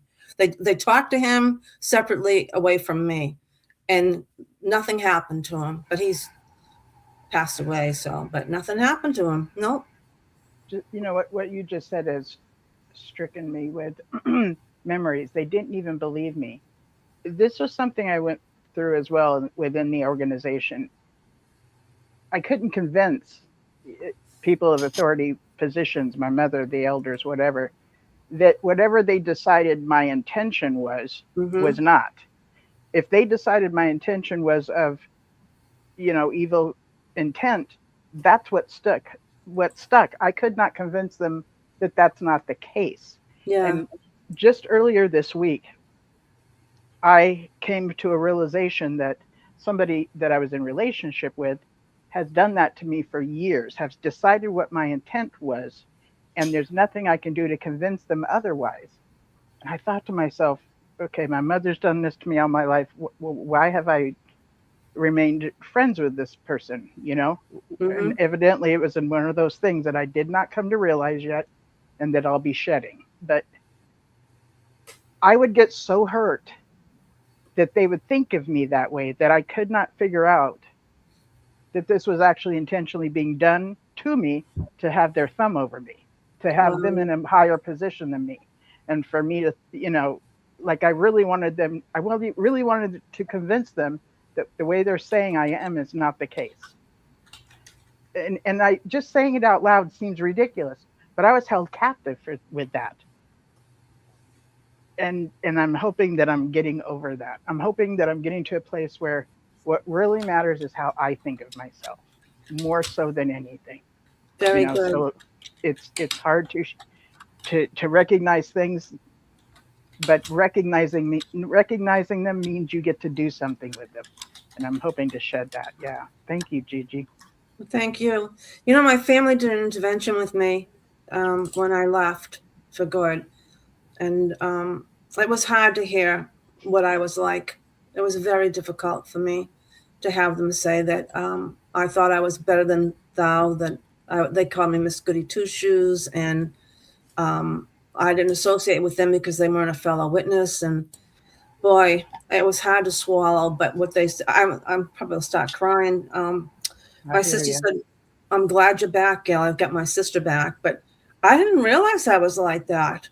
I really did not realize that I was like that. Even my workmates said to me, "What are you doing in that religion? Get out of it." Because I couldn't join in on the holiday celebrations, and so it was, even if you had a piece of cake, oh, you're celebrating, so you just couldn't win. And if you had a piece of cake, oh, you can have a piece of cake, and then you have the piece of cake, and they're saying, "Oh, aren't you supposed to be a Jehovah's Witness?" So I could never win.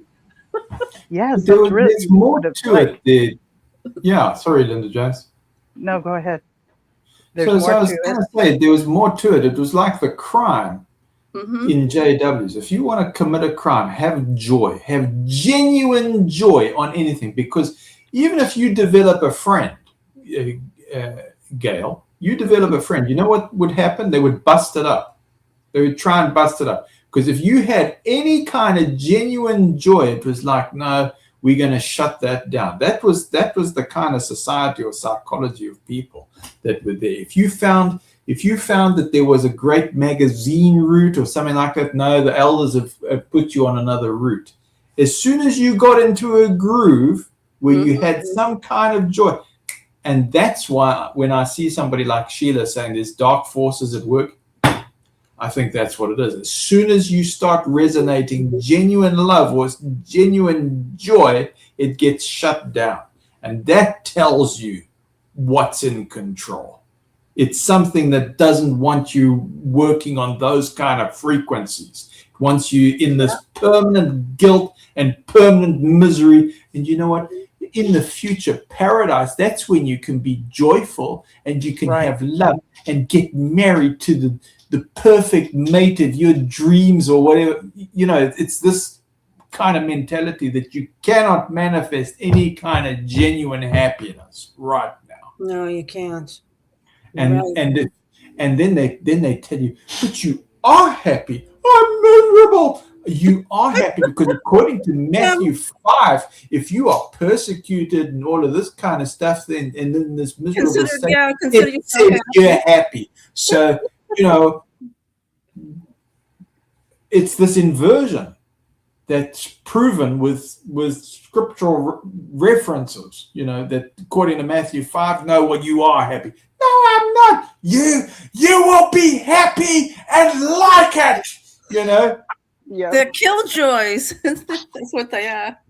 Do you know I used to leave the Kingdom Hall wild? You're supposed to be uplifting when you go to a spiritual place, right?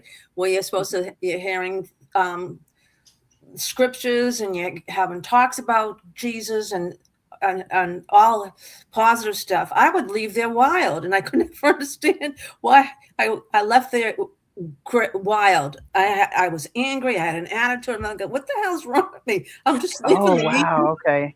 I'm just leaving the meeting, and I want to smash my car into someone's car. Yeah. And then my daughter told me what it was. That's for another show. Okay.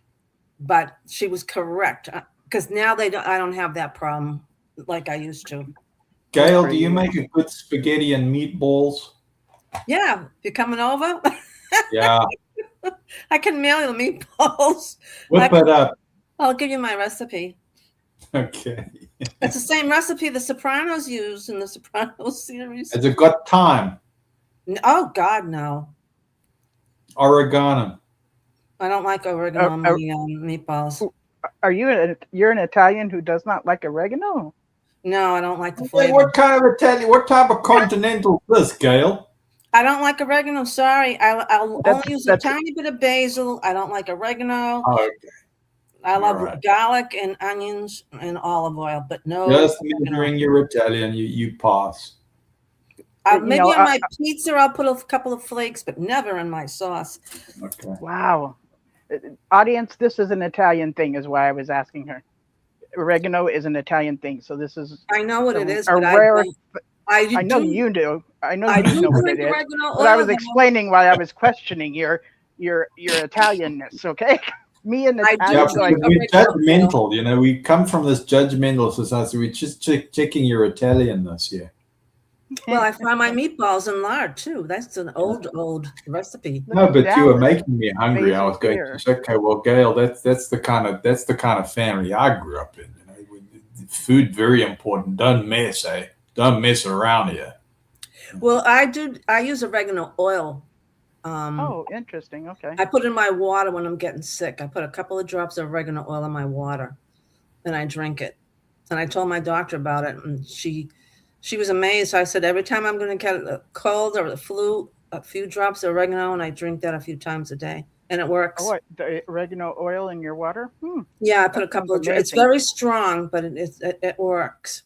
I saved my daughter's life with it. It's a true story. I saved Heather's life with oregano oil. So, Linda James, we have gone into all kinds of subjects here. Since you are the chairperson, how are we doing? Are we processing this whole blood thing? And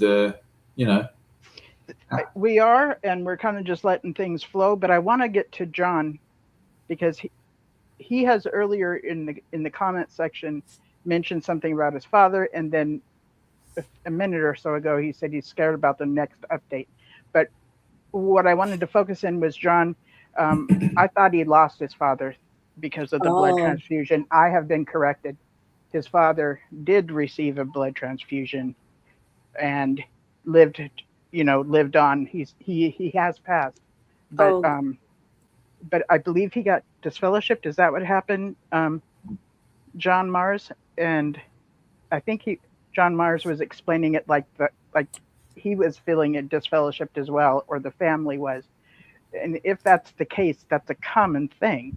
That if one person in the family gets disfellowshipped, it's as though the whole family is disfellowshipped.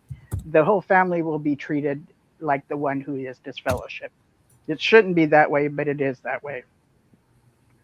Yeah. So, someone's saying, J Mars, come on the screen. Who's that? Gigi. Yeah, I'm telling him to come on the screen. He never. He was. He did get disfellowship. So you're welcome to come on. You're welcome to come on here, J Mars. He never has, but you're welcome to. Whatever's comfortable for you. I would love J Mars to come on. Yeah. Yeah. Well, look, it's good to see you in the comments, John. And was it the case that your family as a whole kind of all were treated as though you were disfellowshipped? I'm a bit, but not ready. Yeah, that makes sense. Yeah. Whenever, and if you don't ever, that's cool too. What is it called? When somebody gets up and speaks in front of an audience, social, I can't think of it. Anyway. The guest speaker, the guest speaker, the narrator. Yeah, social speaking is one of the most highest phobias that there is, to get up and speak socially. So, when I hear somebody that doesn't want to come on the show or whatever, that doesn't seem strange to me. I hated giving talks, didn't you? I hated that part of the religion was the talks. I kind of liked them because back when I was doing them, what was I, an approved associate? I don't think I'm digging this term. An associate. I thought like people I don't know. I've heard that term before. That people maybe at my job that I've never really kicked it with and gotten to know as an associate. These were the only people I was allowed to associate with. So to be an associate just irritates me to no end. But anyways, yes, public speaking. It's one of the highest phobias there is. Did you ever give a public talk? Gail, I was used on convention level.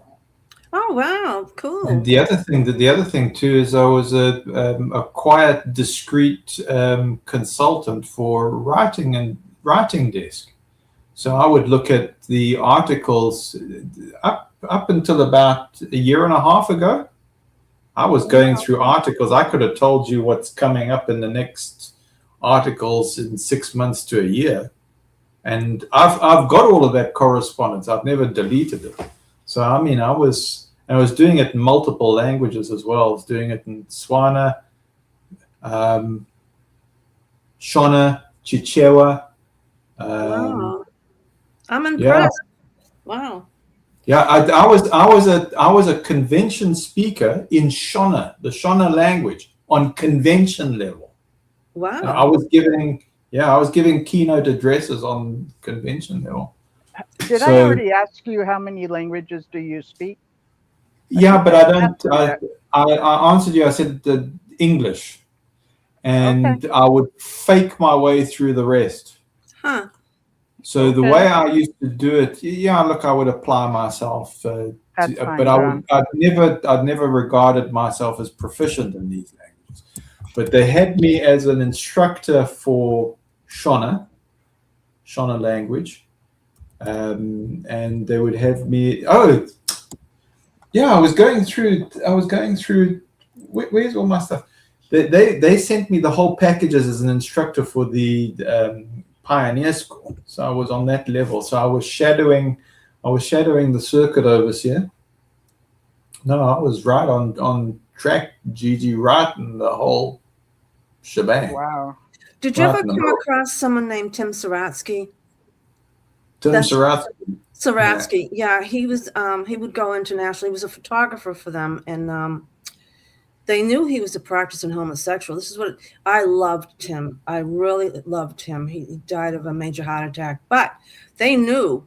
but they didn't do anything about it because he was so smart, and he brought in a lot of male students from MIT, but it was kind of like everybody kept quiet on that one with Tim because he did so much for the society. Yeah, I've lived with the persons who are now on branch committee, and I was very careful about dropping my soap, very, very careful.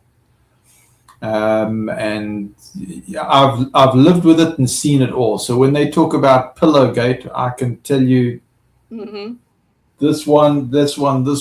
These are the people who are ranting and I'm going, yeah, I know how you handle yourself. Been there, and I really wish I didn't know the things that I. No, that's not true. I am grateful knowing the truth behind the scenes. I wouldn't want to be in ignorance. So I have seen people's personal habits just because I was roommates with a lot of the leadership, and I'm going, you're coming down hard. You were given so much mercy. There was so much mercy. Wow. You want to be embarrassed? I know all your dirty, nasty secrets because I had to live with you. Well, maybe Tim knew what was going on because he was trying to get a couple of the elders removed. I find that the persons that are really hostile, they've got it's the one finger pointed to you and the three pointed back. Right? I mean, as I say that, I'm pointing towards myself, but isn't that the case? So the one Gilead instructor, I remember him getting up in public talks and going, "Well, we've got child abuse." So sorry, PDF. What's it? Acrobat PDF people among us, and he's shouting this from the platform. But he was the abuser, and that's why I said they used to incorporate the way the psychology was. Because they now giving the public talk, that was the way of clearing their guilt. It was their public confession. Wow. And you go, oh no, but he's talking about the problem. Isn't he such a great guy? Giving us these ones.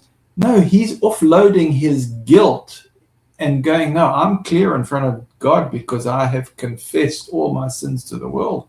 That's the mechanism. That's how it's done. So the one guy I was thinking of, he was an active, PDF file Acrobat case going on. He was one of my instructors, and the next person that they had with oversight on me, he was sent to prison. And I remembered, I repeat these things. I remember the Bethel or key personnel at the Bethel saying, as soon as he's out of prison, we're going to welcome him back to the Bethel with open arms. And I'm going, wow. I want nothing to do with this guy. I want nothing to do. And as soon as he got out of prison for, those ugly things, he contacted me. I had to cut him off because I'm going, shush. Yeah, if I'm associated with you, I'm going to get the approval of key figures here, but I don't want to associate with you because I'm going to be with you, traveling with you, and you've got this agenda going on in front of you. You're just going to gravitate right back towards those things. And if I'm connected with you, I actually fear that somehow I'm going to have some kind of involvement there. No, I have to cut you off. So they would think you were cut of the same cloth.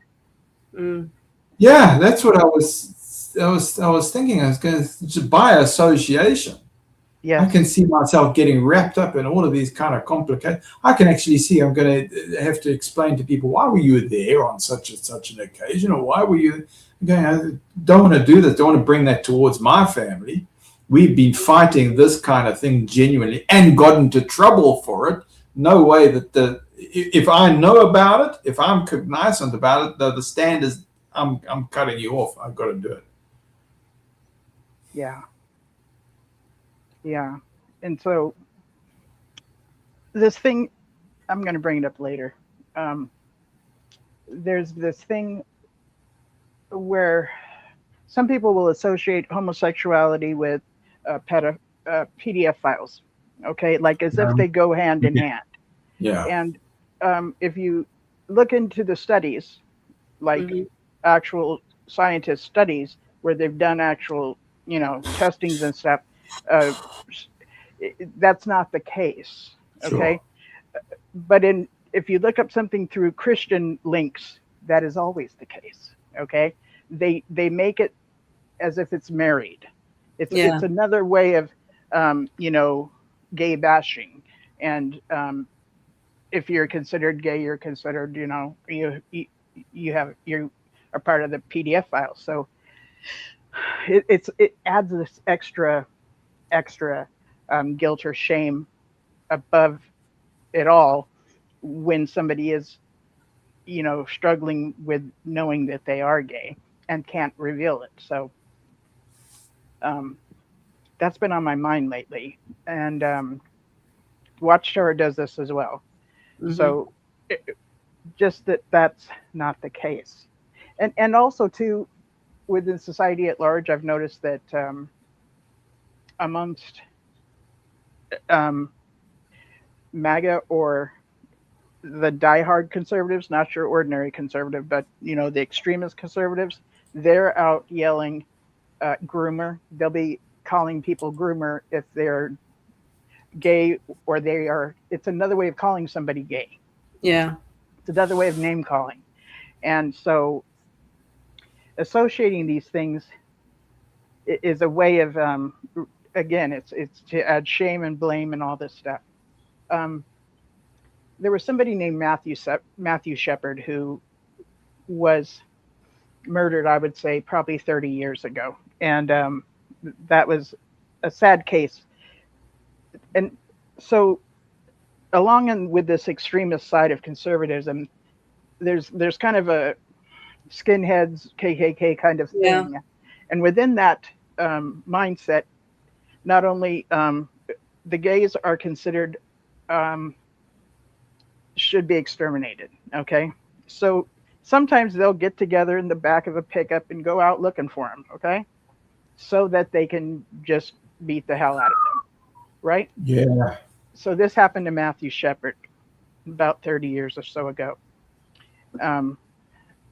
So that's a thing. But somebody who had gotten in touch with me probably about 5 years ago told me about her story of molestation and how she was basically passed around like a rag doll amongst her father elder and many other elders. She ended up marrying somebody later. Oh, and by the way, she became an architectural engineer. So that's, where she came from and where she found herself. She found herself with a very good psychiatrist and has healed really well and, turned things around. The man she married, his son was out with his buddy, straight guys, okay, in New Orleans, right? On the strip. So they were drunk, more than drunk. So they're hanging on each other, walking down the street because they're drunk off their asses, right? So a truckload of these folks, okay, showed up and beat the holy crap out of these straight dudes, thinking they were gay because of the way they were hanging on each other. Wow. And what ended up happening was the gay community just, surrounded them with, "We're so sorry this happened to you." And, like they were just, whatever we can do, and so think if I'm not accusing anybody, but what I want to say is, if you relate pedophiles with homosexuals, you're adding an extra target. Okay. Mm-hmm. This community already is a target at this time a lot. Okay. But if you add the PDF files on top of that, it makes them even more of a target. Okay. So please either do your homework or just please don't say that. That's what I want to put out there. No, I agree with you 100%. Okay. My cousin Jay and his father used to beat him up because of it. Look, in my stories, maybe there's a bit of a crossover there, Linda James. I'm just trying to recall what I've been talking about. Was there a bit of a blurring between homosexuality and PDF files earlier? I didn't. Came to your mind? I didn't hear it. No. No, I never heard that either, and I wouldn't want to hear it. I don't want to hear it. Period. Yeah. I just What Matthew has been sharing tonight. I don't know. Sometimes I'm not as guarded as I should be, and I sort of go, what I've been saying, let me just do a bit of a check or whatever. But if you guys are all cool, then I'm cool. Yeah, and do our thesis announcement, please, as you do that. Yeah, so we normally weave in somewhere on the program that what we promote is essential critical thinking. So sometimes persons say critical thinking as in a negative thinking. No, it's essential. No. It's an essential critical thinking. You don't want to make that kind of mistake that it's a negative or it isn't positive thinking. No, it's very, very positive thinking. And so this was something that the JW Institute actually taught me in the research department. They said, no, Matt, as a consultant, we do something called tacking. And the tacking works like this. Bring your thesis, and we're going to have antithesis for synthesis. And that's what we encourage in these discussions or in these videos or on this channel with Linda James, and a healthy skepticism. Because you know what this is? We're not any persons that are necessarily claiming to be authorities or having all the answers. We acknowledge that, we've learned a few more things, that we've come in a little bit more awake than the normal average person that might have some serious mental dissonance. But we're saying, no, that one of the reasons why we got into this situation that we are in that maybe we've been shunned or that we don't necessarily fit into the normal groove, is because we would like to encourage the antithesis or the opposite angle, and we want to encourage the healthy skepticism. And we use that as a bit of a disclaimer, or we use that as a disclaimer within the show to say that, no, we're not coming in as authorities. We're just persons that are trying to surpass spiritual abuse or the rotten bill of goods that we got. Hey, Gail, that's what. Yeah. How does that sound, Linda James? Is that more or less right? Sounds perfect. Yeah, that sounds perfect. And I love it that, like Gail came in earlier, this is just my opinion. And she goes on to say what she thinks and how she feels. And, that's, to me, that's growth, because we came from a place where we all had to be on the same page. We all had to have the same belief system. And if we did not, the consequences were horrendous. Okay. And the consequences were negative consequences and filled with a whole bunch of guilt and shame and not following God. And you're, this mind place that you're disappointing God and all this guilt and crap. So today, getting to hear Gail or anybody else say that, in my opinion, this, that, and the other, I just love hearing it. Whether I'm agreeing with them or not, I love hearing them say, in my opinion. It's just represents such freedom. Okay. Yeah, it's a safety clause, that, and it's also a humility when somebody says, oh, it's in my opinion, because you're announcing to everybody, no, I'm not dogmatic about it. I'm just offering a human opinion from my angle. That's all. So it's a great thing to say.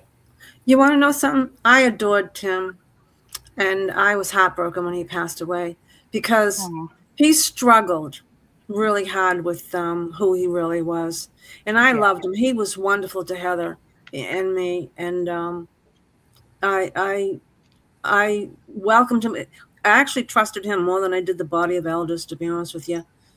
He was never going to be an elder. They wouldn't let him be one, because they deep down inside knew. But he brought a lot of people in, and he was a photographer for them, and he went around the world. And I wish I had his photos. I wish I took his photos with me. A friend of mine had them, and they were going to give them to me in a, what do you call them, in a little fob. But he had passed away too, because he was in all the conventions overseas. He did breathtaking photos, breathtaking. And he hung around with my friend Alice, and Alice was gay too, but no one said anything to Alice because she would have knocked What if you did? But she had a high IQ, and she fought with the elders all the time. But they didn't know what to make of her and Tim. But nothing was going on. But they were always together, and they both passed away. And I love Wow. both of them. Yeah, Alice was a hoot. She was a character. But the elders did not like Alice. Wow. Now, Linda James and Gigi Gale, I got a question for you. Mm-hmm. And I don't know if it's been addressed or in other shows or if you tuned into this thing, but why was there this leak going on prior to Gerard Loesch's GB update number 2 Friday? I don't know. I didn't give it a second thought because I don't really care. I moved past the whole JW stuff. I've moved on. I don't care what they do. They can blow all the Kingdom Halls up across the world. I don't care. It doesn't have an effect on me. Let's just put it that way. But nothing surprises me with what these people are doing. And I'm sure they're going to have birthdays next. And you can wear a cross now, which I bought one for myself anyway. Well, I'm just responding to what Linda James did without necessarily putting you on a spot, Linda James. But so you came on and you saw Matt's talking about it prior to the GB update. I've even got. I heard what Rick had to say too. Yeah, so I even put the instructions to Gerard on my channel, right? So well, I have JW.org on my laptop and JW Broadcast, so I can look it up. But the internet's lit up. Everybody's talking about. Kim and Mikey have a thing. JW Analyzer did a thing. Everyone's doing their own thing on it. So mine was supposed to be different to the Reddit thing because it was the instructions to Gerard. Gerard had to obey the instructions.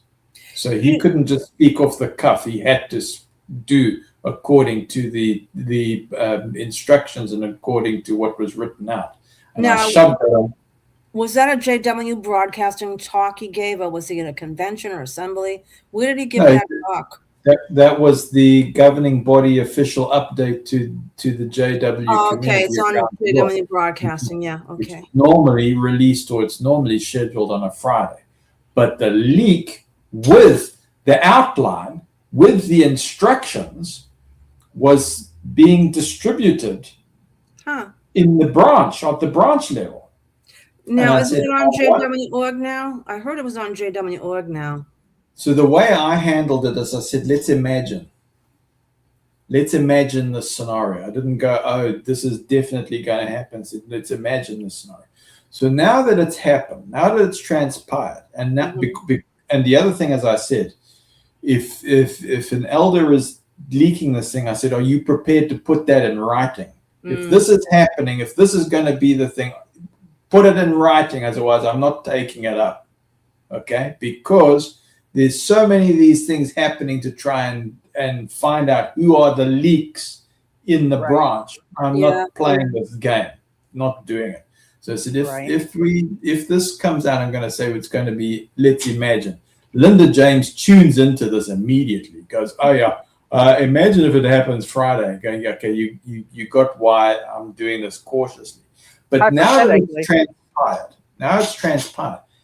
Yes, it's very interesting what's occurring, and people are coming in with emotions and flattened and saying, geez, so-and-so died in my family, or we went through this thing. And it's all flooding. Huge. The fallout to this is huge. Yeah, but I want to focus in on why was there the fracture going on before the announcement on Friday? What does it tell you about the state and condition of what's going on in the leadership and going on in the branch if your elders and your key figures are leaking this information and yapping about it prior to the actual update? Because they know if they are yapping about it and they are found out, that's a dismissal offense. You are out of your ear. But that was happening well before Friday. So what does it tell you? What does it tell you? It tells me that there is opposing factions going on right in the middle of headquarters. That's what it tells me. Trouble in paradise. Yeah. Means there's a mole. Yeah. Yeah. And it's been this way for This years. was on a wide scale. This was wide scale. Oh, this is gonna be. It's been this way for years, if you want to call it a mistake, did you see how quick they were to take down the Reddit post? No, I didn't see that. It's been taken down? Yeah, they took that down because one of the outlines was, I had a different one. I had a different set of outlines. I'm gonna go look. Different from the Reddit thing, but I had recorded the Reddit because I was going, I know how these guys will work. They'll take that down. That's coming down.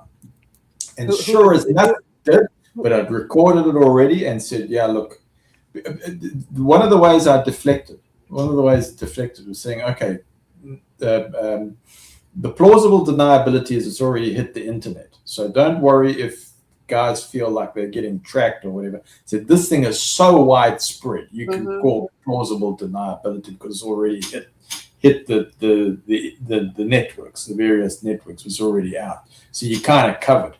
But the fact is it was happening chatter outspokenly in on the branch level anyway. Guys were yakking about it out in the open. I was saying, this isn't a trial balloon. This isn't a trial balloon that's going on, because you know that if you get caught on this thing, you're out on your ear. You're gonna get smacked for this. And the fact that they took it down on Reddit shows you that they were still trying to track this thing. There's an element that was in the branch trying to track it and lock down the leaks. But I think what's happened here is it's exposing that they absolutely are in such desperation that even though they still got their companies working on tracking leaks, they can't. No. They're overwhelmed. That's what it's telling me. And I'm going, I haven't quite heard anybody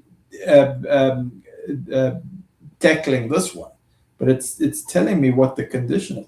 If they had left the Reddit post up, that was going to create, it was going to blow that theory out of the water. But the fact that they took it down, that there was a legal notice and they took it down, it tells me that the situation is even worse than what we imagined.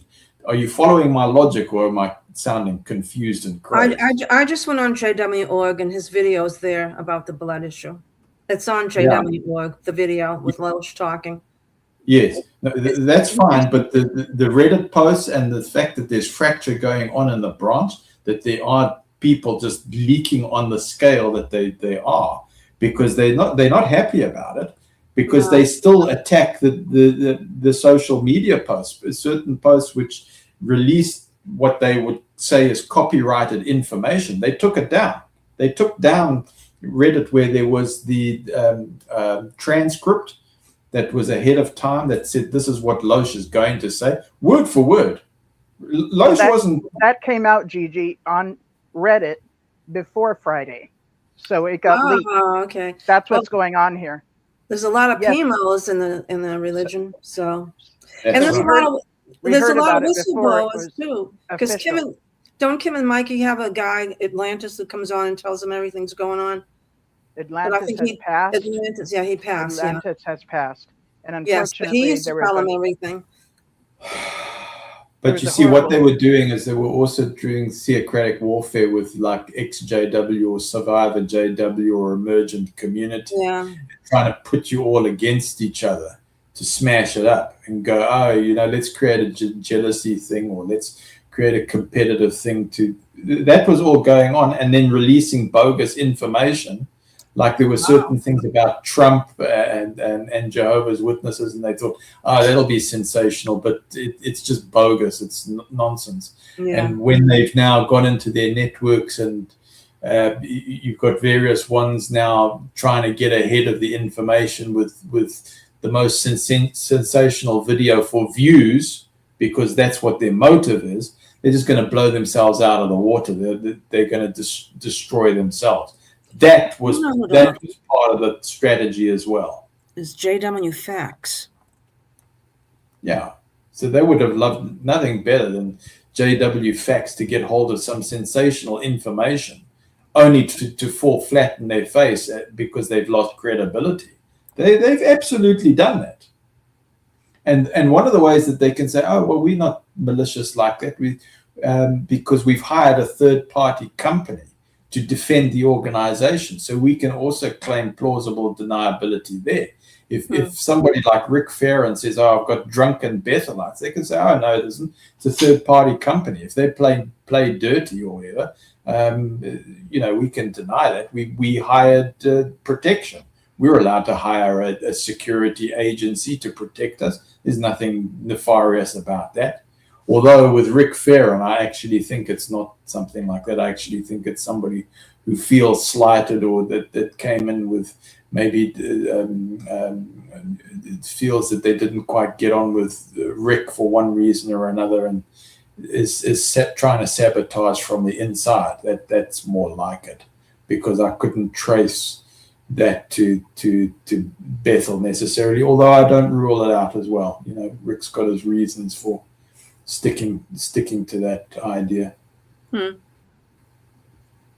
And if I'm getting into trouble, I apologize, folks. I know that could be triggering, and that's just my opinion. Right. You're not in trouble. No, we respect. I respect what you have to say. They had this thing called Mormon leaks about 5 years ago, maybe 7 years ago, where things would be leaked from the Mormon church, but they got involved with things being leaked from Jehovah's Witnesses as well. Are you familiar with this? A little bit. So that kind of played its way out, Watchtowers like, knock it off, you're not allowed to do that, to they moved all this information to someplace else. So this is not an uncommon thing. Things will be leaked, and the organization takes them to court or does something to get it taken out. They either go to Google or they'll go straight to Reddit or wherever it was posted to get them to take this information down. It's a common thing that has happened for years. So that tells me that we have moles, like a mole or a beard, somebody that's in the organization that wants to expose this information ahead of time. So when I say like a cover up, like a beard is a cover for it's a cover for who you really are or what you're really doing, a disguise or something. So they have those within the organization. And I do believe, and I have no confirmation, but I do believe that those in the higher echelons of this organization can also be PMEs, physically in and mentally out, and take part in releasing some of this information.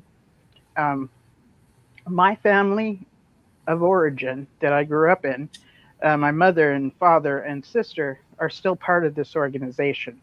And in my opinion, I'm entitled to know the things that govern their lives. So I'd like to keep up with it. But this might be something I, stop doing eventually.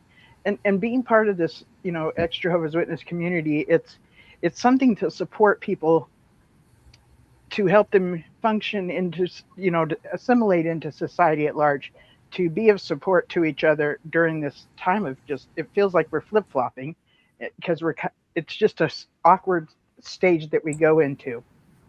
So it's to be of support. And somebody I was listening to in chat, somebody in chat was writing earlier, and it was actually on Rick Farron's channel earlier today, but somebody was saying that they might just disappear for a while because they're kind of at a place where they're over it. They're just this community is just not serving them as well. Like they're kind of growing past it, and that's good. That's a good thing. That's an okay thing. However long you need to hang here, or if you want to stick around and be of support, right? Being able to move on, it's a good thing. So if you find yourself not being here as much, or that's okay. You do not have to become dependent on this community. So I just wanted to explain that. We want you to graduate. Yeah, I heard that somebody said, I think it was Casey and Anthony. I think that was coming through, because it was like, do we really need to expose what's going on in the Watchtower? No, it's all it's exposed, and it's almost like channels are repeating. I think Anthony was saying, he releases something and he finds out somebody's also released the same kind of information. And I said, yeah, I think sometimes you get a competitive thing going on between channels. But I said, does it really matter if it's increasing exposure and awareness? Does it really matter? Because I get kind of trapped like that. I go, should I talk about what's on my mind, or I think you can also get caught up in the I'm searching for clicks, or I'm trying to search for popularity as the motive, and you can get a bit messed up there. You got to go, well, what's my pure motives for participating in this thing? Is it for popularity, or maybe it's become livelihood? Maybe JW or ex-JW culture has become livelihood, and that's my way of trying to get monetized, and you could get caught into that thing and going, geez, the lines are getting blurred here. And I said to Anthony, I said, just do it. I mean, if you've got pleasure with it and you've got joy with it, just do it. And if your motive is creating awareness, just do it, and don't worry about overlapping, or if you're repeating information, who cares? Just get it out there, and then I was trying to just be supportive. I was just trying to be supportive, and maybe it didn't come through clearly, and I could see I was getting into a bit of a jam. But yeah, if now Linda James's channel went into music because you want to know something, it's just so obvious that this thing is fractured, and people know about it, and are protected about it, wouldn't that be a glorious day? Wouldn't that be glorious? Yeah. And I think Casey was talking about how her video skills have improved, or her way of putting together skits has improved, and go, yeah. That's the way it should be. If it's kind of evolving into something else, whoopee-doo. Isn't that great? Yeah. And Gigi opens up her spaghetti and bolognese channel. I don't know. Well, I like the discussion aspect of this. Because as long as we're respectful, which most of the time everybody is, but this topic is different. This is a topic that's it has legs, and it's going to affect everybody everywhere, not just here in the United States. This particular subject, it's going to affect everybody, and people are going to go through the motions, and they're going to get angry. And I feel sorry for the Watchtower, because I'm sure they unleashed something that they probably wish they could take back, but it's out there. If they can't take it back, it is out there, and they unleashed it, and this is what they get. They deserve everything that they get coming down the pike against them for what they just did to all the families and that lost their loved ones and their children. Shame on them, and I hope they get it for this. I hope everybody files a class action lawsuit against them.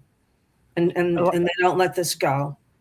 A lot of times, a doctrinal change like this will be because there has been sessions of courts, that have happened in the past for a doctrinal change, and maybe this, like what you're talking about, will happen as well. I picture this being the result of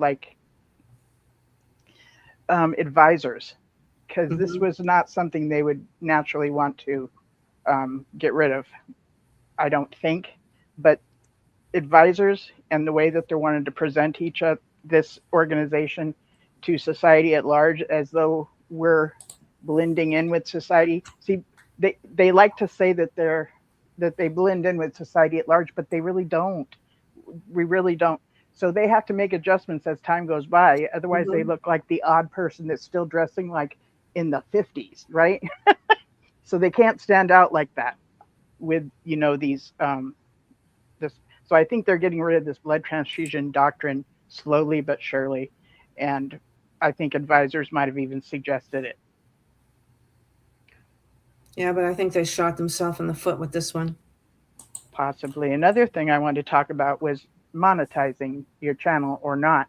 This is something that within the Extra W community, some people have the mindset that, oh no, this just should not happen. Nobody should get any money for doing something like this. And others are all too fine with it. My opinion is things such as Patreon or whatever else that that would be willing to accept money if the listeners want to share money. I see it as a tip. So I was a hairdresser, which is in the service industry, right? Hairdressers, waitresses, things like that. People in the service industry usually get tips. I see Patreon and things like this, or joining their channel or something for a few bucks a month. I see this as something like a tip, an appreciation for the service that they do. And I do think that what we do here and other channels are a form of service. So in my mind, I don't see it as an obligation like tithes. You have to give 10% of whatever you make every month. It's an option. If you want to support them, you get to. If you don't want to, you don't have to. But I don't think it's bad either way. I don't think it's bad. Yeah. StreamYard costs money, Linda James. That's the reality. Yes. It does, yeah. It does. And see, like when I was doing the raising my kids time, I would not have had time for this. But my kids have been out of my home for 15 years now, basically, right? So, I have time to do this. I wouldn't have had time when my kids were young at all. I could barely keep my head on straight. I don't even know how to eat every day. if you were getting something like 300 US, or I don't know, for what would be something fairly worthwhile? I don't know. There's a channel I work with that's got 215,000 subscribers. Okay.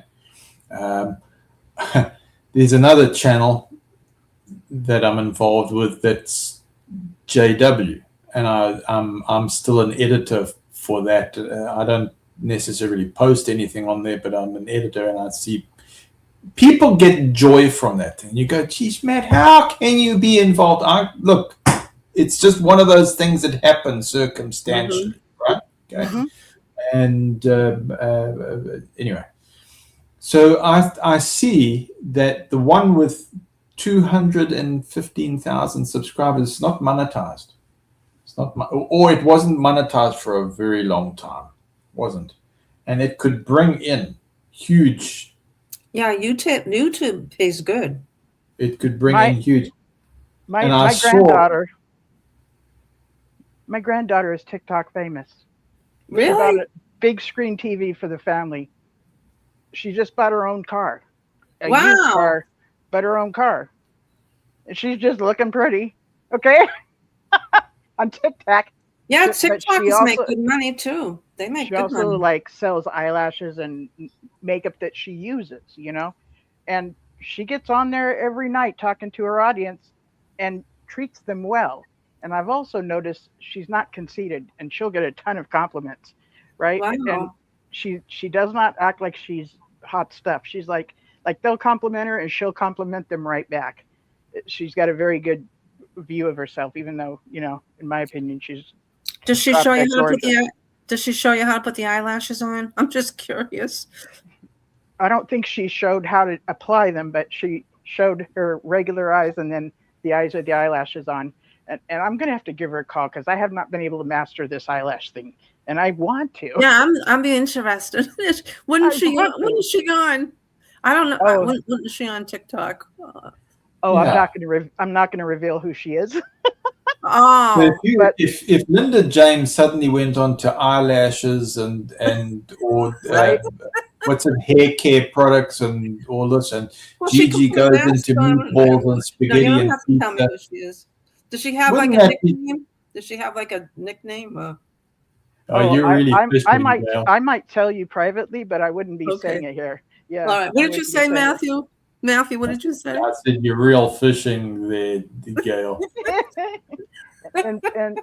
and that's more so because I'm keeping this portion of my life very separate from anybody who's related. I did bring it up. Well, I think that's a really cool story that you said it's your granddaughter. Is that right? I think it's cool too. She's like 19. She's gotten herself into beauty school. That's She's graduated. Wonderful. I'm like, I watched her in her prom dress go to prom. she got in touch with me a few weeks beforehand to ask how to take care of her Awesome. extensions that she wore for prom, you know. Did you and do her hair? no, I didn't have to. It's natural to her. She just asked Oh, me like, how does she wash these extensions and stuff? So I gave her some guidance and stuff. And the way she has her hair done now, which is really avant-garde, you know, she called and consulted me about it. But she's still she just started beauty school, and she's got her own unique look. good for her. Wow. Yeah, it's really neat to see that, you know, this third generation from me who's turned this, like, I'm so glad that they're not being in the org. I'm glad, like, I've turned this around. You know what I'm saying? It's neat to see that these grandkids of mine, their unique personality is amazing. They are so amazing, you know. But she is a mini me. Doesn't look anything like me, but she is a mini me, and she has been since she's a little girl.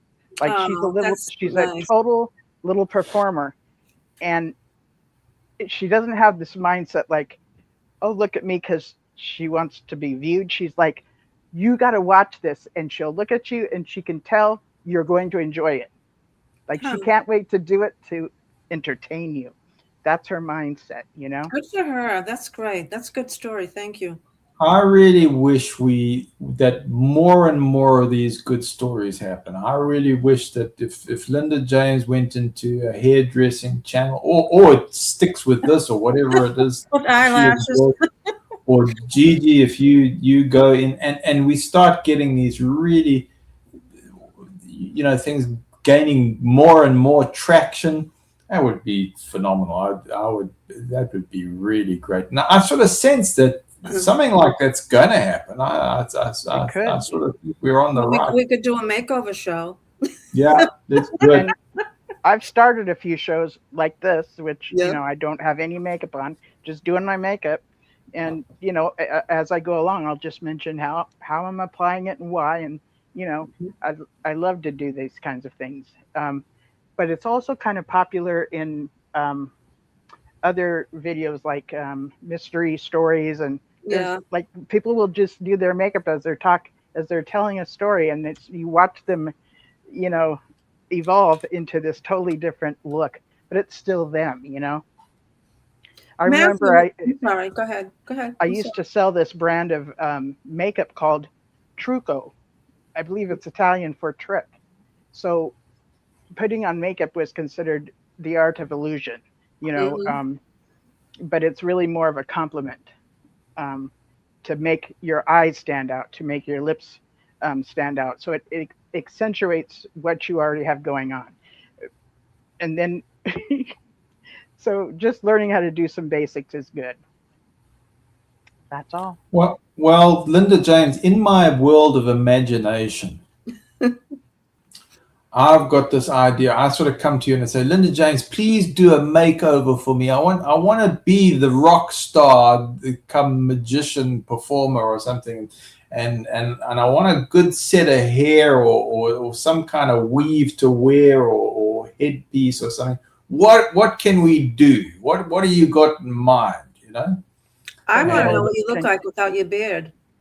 Hey, I want to know what you look like without your beard. You can see what I look. You can see what I look like on my channel. I've got my face on there without hair. There is a video that he's put up within the last month that on your show. On his show. Oh. I got photographs of me when I'm at in New York, where Kushner is doing that deal with the East River. With the 666 neighborhood. Yeah. So I'm as bald as they come. I'm like, you know. No hair at all. No, I'm talking about your beard, not your head. Yeah, it's hair, but there's no beard. When I'm in the East River, there's no hair. Okay. When I'm with the kids, there's no hair. When I'm giving the talks, there's no hair. There's no beard. Nothing. Just bald. Just shaved it all off. There's nothing wrong with being bald. Yeah. But it's about fun factor there, Linda James. That's what it is. I think that's what we're talking about. And talking about, you know, it doesn't have to always be, you know, the XJW or JW Survivor kind of stuff. If we diversified into all things. Oh, I agree. That sounds good. By the way, my oldest daughter hairdresser as well. She does Santa Claus's beard. Okay, many might How? not know this. What Many does she might not know do? this, but Santa Claus gets his beard bleached. Okay, Oh, and she bleaches his hair. And so, as we know in life, there's all kinds of Santa Clauses. So yeah. I have a picture of her with Santa Claus with bleach in his hair, and it's just a really cool thing That sounds cool. from when she was actually still living here in California. So that was over 10 years ago, Where's she and now? She moved she away? she's now in Maui, Oh, and good for her. Wow. yeah, her and her husband, they've been married now for 10 years. Um, I I actually officiated their wedding. It was really cool. It was Nice. really really cool. But as far as a makeover for you, um, can you hold a guitar? if you if you can hold a guitar, I think you're going to be set. And then there's that ZZ Top guitar, Oh, I love the ZZ Top. strap, the Love ZZ him. guitar strap, where you can just go like this, and your guitar just. Let's Yeah, see you'd here. look good as a ZZ Top, Matthew. Who's the guy that was the manager for Red Hot Chili Peppers? For who? The drummer. That was the drummer, right? That's No, the one that was the manager for them. Red Hot Chili Peppers. Oh, I yeah. remember when they first came out.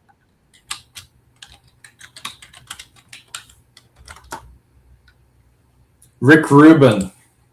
Is it a blonde-haired guy? White? No, Blonde? No? Rick Rubin sort of looks. If you look him up on the internet, he kind of looks similar to me. Gail's checking it out. Rick, RICK. Oh, no, I'm typing to somebody who's I'm concerned about. That's all. Okay, sorry, Gail. I've That's derailed. okay. You assumed No. wrong. You assumed Yeah, I assumed wrong. you're a bad boy. Yeah. Rick Dallas. Rubin. Okay. Oh, Dallas. My grandma was a beautician and one of her sisters was too. Yeah, there we go. Can you see Sugar High writing in? I see that Sugar High is not coming through Who's a on YouTube, but every now Oh. and then I see Sugar High coming through on the comments in StreamYard. Now, Sugar High sounds like a new survivor who's come on board, but for Yes, some reason, I was just typing to them. Now you mentioned, I was typing to them to encourage them. So Sugar High, we see you, and I'm tuning into your plight. You say, which is worse, living the JW life or the ex-JW life?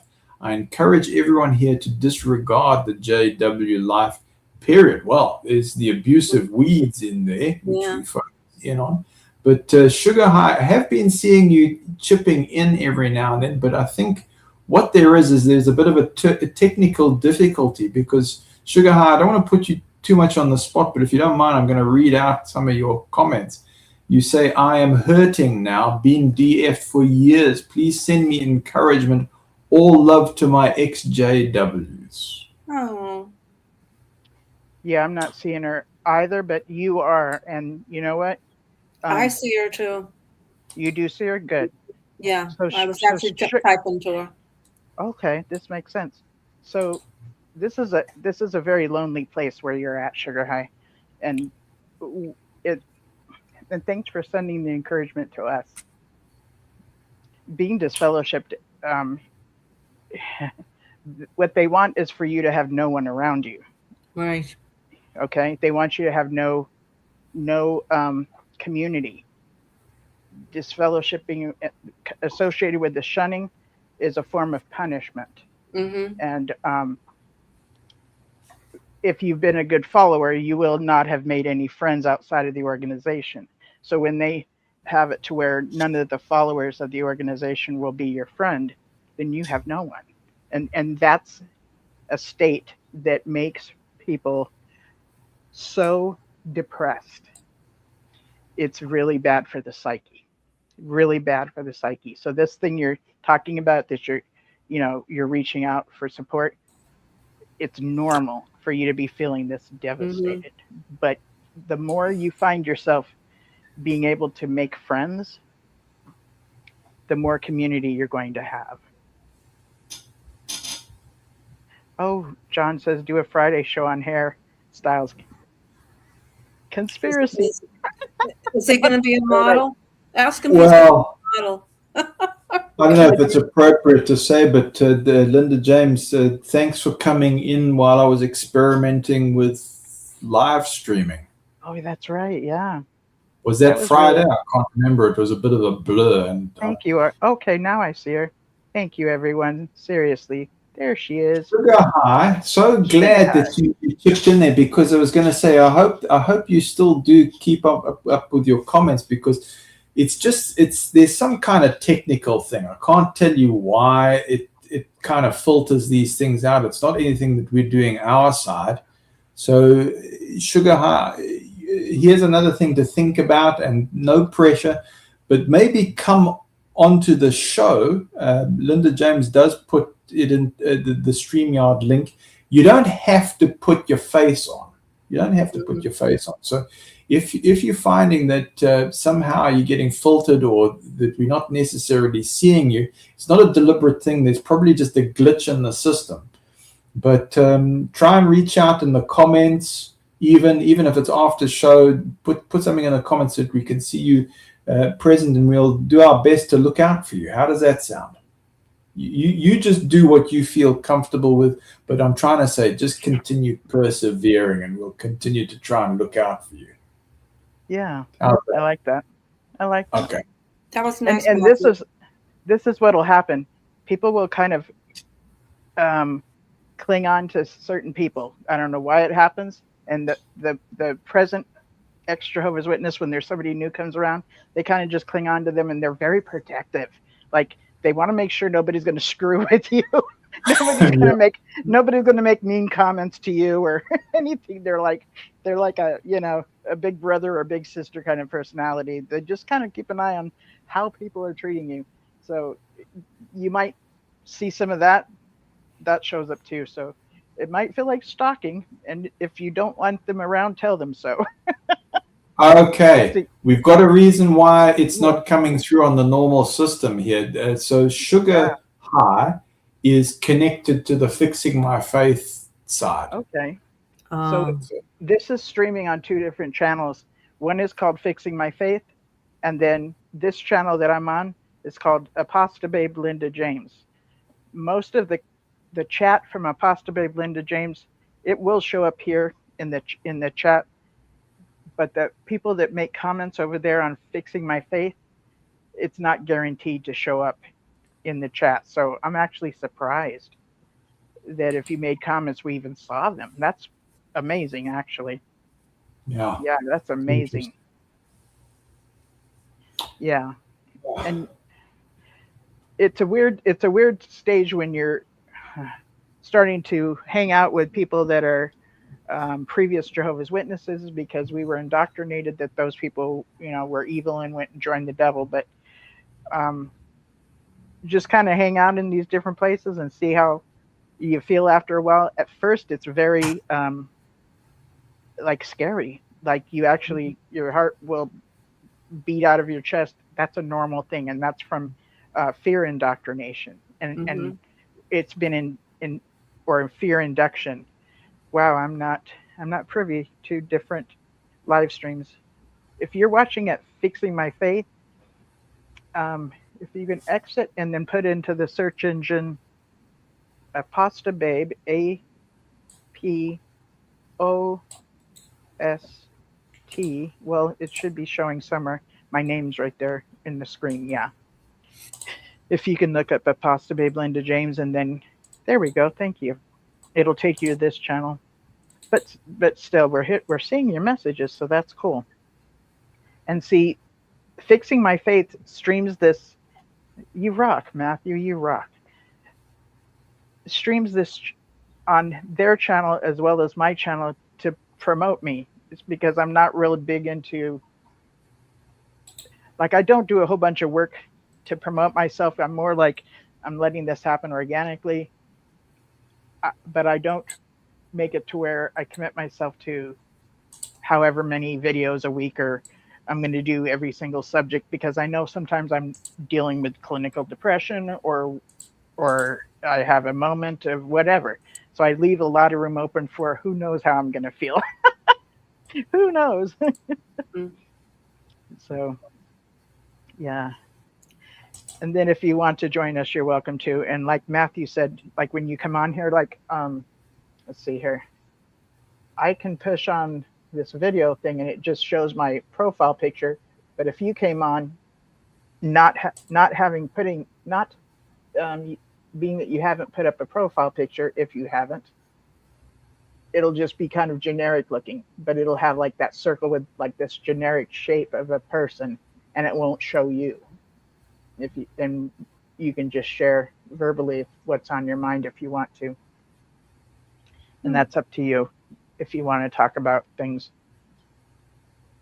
So Sugar High, good to have you with us, and keep persevering. Yes. It actually it does get better. Linda really James, get I better. can't believe how the time has flown by. Gee, it's almost 3 o'clock. Yep. Like, what is going on? You know, It's cool when we get into conversation like this. Let's be sensitive to what we're going to see on all of these social media posts are a lot of anger, a lot of resentment, and a lot of stories about how family members have died. Okay. And we might find ourselves on overload, take a break, and then come back to it if you want to. But understand this is going to be happening now with this, I want to call it a doctrinal change. They call it something else, but this is my opinion. God is the same yesterday, today, and forever. This is scripture. This is out of character for the God of the Bible. Okay? For the God of the Bible to make it okay for there to be organ transplants for so many years, and then not be okay with organ transplants for so many years, and then go back to organ transplants. That's a flip-flopping. That's not God being the same yesterday, today, and forever. He doesn't operate that way. Right. That's not what scripture has told us. When somebody claims that they speak for God, it's not wrong to expect them to be behaving in the character of God. Okay? I just wanted to say that. Yeah.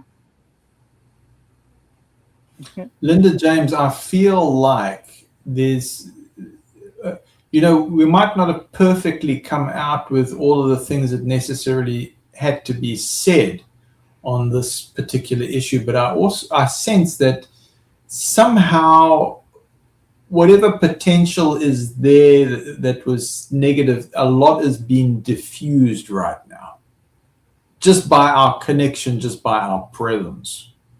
That's what I feel, or that's what I sense. Or I can tell you about how I came in like a mess today, and how I feel now compared to before. And I wonder if others feel similarly, because I think we all interconnected, so yeah. Maybe my feeling is reflective. Maybe it's not. Maybe it's just Matt Gray's world solipsism, but maybe it is reflective on others. And if others are feeling like, what we connected today and we got to a better place, I sense that. That's where we are.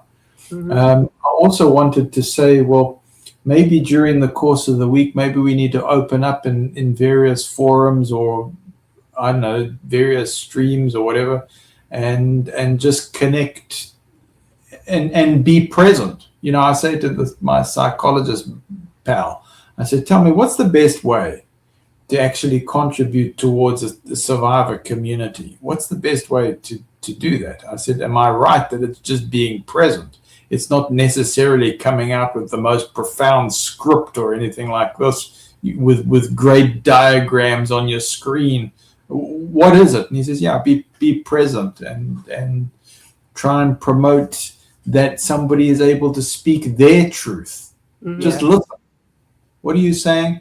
I am still a Jehovah's Witness. Okay, well then that's what you are. That's your truth. Or I've converted to Islam, or I'm agnostic, or whatever, or I'm a theosophist, whatever it is, or I don't like labels. Just listen. Listen. Okay. Mhm. Getting your truth out? Yes. You feel better, you're solving things yourself because you've got a supercomputer in you. Yeah. You've got a supercomputer, and it's enabling that supercomputer thing through connection. Right? Yes. Yes. I think this is a platform where you feel safe. Oh, I'm glad to hear that. Where you feel safe. Says I might be agnostic. I don't know. Where you feel safe and you're able to express yourself. You don't have to agree with each other all the time, but being a good listener, sharing your thoughts, learning, being informed, and participating are all parts of communicating. And some people are shy; they don't like to show themselves, and they like to text instead. I'm not a shy person, as you all well know. But can I just say something to Sugar High about when you newly come out? Be careful on some of the stuff you watch. This is where your power of discernment has to come in, because you're not going to agree with every platform that's out there, because there's an awful lot of them. Some have an axe to grind, some have anger issues, some don't get their facts straight. So this is where your power of discernment comes in. I know it took me 2 years to finally make that final move, to finally say, that's it, I'm done, I'm out. But do your own research, and what's good for me may not be good for you. Like I keep repeating myself, take what you need and leave the rest behind. And I really firmly believe that. And I used that philosophy when I was active member of the JWs. But just be careful what you listen to, and use your power of discernment. If you question something, do your own homework. That's what I do. Your own research and homework, and keep coming, because this is a safe place to be, and we have some really good discussions. And it's also, I notice that people, I especially can say this for myself, I'm very forthcoming on this platform, more than I am on others. And there's a reason for that. And I'm a firm believer, safety to me is the number one, is you have to feel safe in an environment you're at, no matter where it is. And I feel safe being here, or I wouldn't be so forthcoming if I wasn't. So I'm glad you joined us tonight, and I hope you come back. Yeah, me Linda too. James, I'm glad Gail's tuned into Sugar High there. Can I read out Sheila's comment? Yeah. Sure. She says, I send love, peace, and joy to all. May you all find healing, comfort, and support from each other. Well, that was nice. You know, comments like what Purple just posted, think for yourself. What's weird about being in a cult is we thought we were thinking for ourselves. We thought we were reasoning it out. And we didn't know we were even in a cult. Okay. Right. I didn't know. The base word for cult is culture, so society, different societies are different cultures, and I consider the organization as my culture of origin. And even though I've left it, I'm sentimental about it. I am nostalgic about it at times. And then there's other times when I like those dirty rats, how dare them to deceive me. So I get triggered less and less as time has gone by. And what I mean by triggered is I'm going along in life, and then all of a sudden I'm really upset about something, like really, really upset. And I might be cussing more than usual. I might be very, just irritated to no end, and I don't know why. So I have to reflect a little bit and see what's recently happened. And then once I narrow in on that, I have to ask myself, why would that bother me so much? And usually when I take some time to ponder, it usually has something to do with my growing up time within the org, whether it has to do with my mother or the organization, or how somebody, how I felt abused in certain situations or was abused. So once I realized I was triggered, then I can kind of forgive myself for being outlandish. So those times that we don't see coming, they're going to happen less and less and less as time goes by. But give yourself some grace when you find yourself triggered, because this is normal. This is normal for ever being in an abusive relationship, or a high control group. And it could be any kind of group. It can be political, religious. It could be the PTA, Parent Teacher Association. If somebody gets in a position of having a higher authority, a higher power than somebody else, and they rule over you and get you into a position of having you believe that you can't function within this area without their approval, you might find yourself becoming dependent upon them in an unhealthy way. Some people just glide right into that, and some people just recognize it and just do an exit. Not me. I kind of show up and go, oh, this looks like a good time, so I end up sliding right into it. So I have to learn more and more. It might take me, I don't know how many times, but that's what the wisdom is, experiencing things when you gain your wisdom. So you're going to be okay. James, do you mind me asking, do you feel that you were able to get a lot out through the platform today? Do you think that quite a lot's been accomplished? Do you feel good about what's been achieved here? I think so. Yeah. Yeah. Okay. What do you think? I don't know. I'd like to sort of feel things out and say, well, Gail, how are you feeling? Or Linda James, how are you feeling? Or Purple, what's your inclination? Or Jay Mars. And I like to sort of feel it out, because I go, it's all different views, or it's all different angles coming in. And I like to tap into, I'm going to use the word diversity, or the different viewpoints. And who we got Sugar High here coming in. How are you feeling, Sugar High? You feel a little bit better, at least, It might be just incremental or whatever, but are you feeling that something good's been accomplished by reaching out? I see you saying thank you so much. So that's gratitude, that's appreciation coming through there. So I like to tune into all of those things, and I like to add my own gratitude when I see that, those are good signs. Those are good flags that are coming up.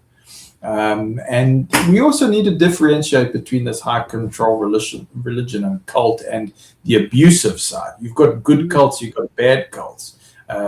Coming back to Gail's words, we were sold a rotten bill of goods. Yeah, we came across the abusive side, or I came across the abusive side, and by the sounds of things, a lot of persons came across the abusive side here of the high control religion. It wasn't the good thing that we necessarily thought it was. It wasn't necessarily the good influence. It was taking away autonomy. It was taking away the ability to have conscience, or it was taking away the thing that we thought was good by our obedience, because when we were obedient, it exposed the fact that it wasn't this superior mind that was in play, like we thought, this benevolent Jesus Christ that was looking out for the best interests of people. No, it was downright abusive, and it wouldn't take accountability, and it wouldn't take transparency for what was being said. It got caught, and then it tried to escape, and it wasn't upfront, and it wasn't apologetic, and it didn't have the interests of making a correction when it could have made a correction. I mean, imagine if they did actually pay out towards abuse survivors and said, right, well, we're going to be accountable in this present day and age. It's going to wipe out the entire organization and all our assets, because that was what Jesus Christ did, right, in the narrative. He gave his life and said, oh, well, here's my precious blood, and here's my body. Eat from it and drink from my blood, because that's the payment. And Jehovah God didn't hold back, and no expense spared. Well, we saw an organization that is absolutely stingy with its assets and isn't prepared to pay out like Jesus Christ. You know why? Because it's a complete and utter fraud. It doesn't put its money where its mouth is, and it is certainly no Jesus Christ, and certainly no kind of brotherhood that is united in the body of Christ. It isn't self-sacrificing in these kind of ways for where it counts. And that's the abusive side, and that's what's being exposed, is that it isn't what it seems. You've got good people that are self-sacrificing, that it stands on the backs of, and that is behind all these good people, and that's the mask that it wears, that's the facade, and that's what's being exposed. And I think we are very, very sure about that kind of thing. And we've been able to validate. We needed the validation to say, Gail, you feel like you're crazy here. Or you feel validated. Well, Matt Gray comes on. I never feel like that. I believe her. You got. My friends will tell you differently. Yeah, because you've learned from the school of hard knocks. Yeah, I'm very streetwise. I'm actually glad I was streetwise when I became a witness, because I wasn't brought up into it. I was brought up Protestant, and what the hell was I saying? That you're streetwise. Streetwise. I'm getting punch drunk from tired. Oh, I wanted to throw this out. I don't know if do you guys honor the memorial? Do you partake on the Passover? I just wanted to ask if you guys do that.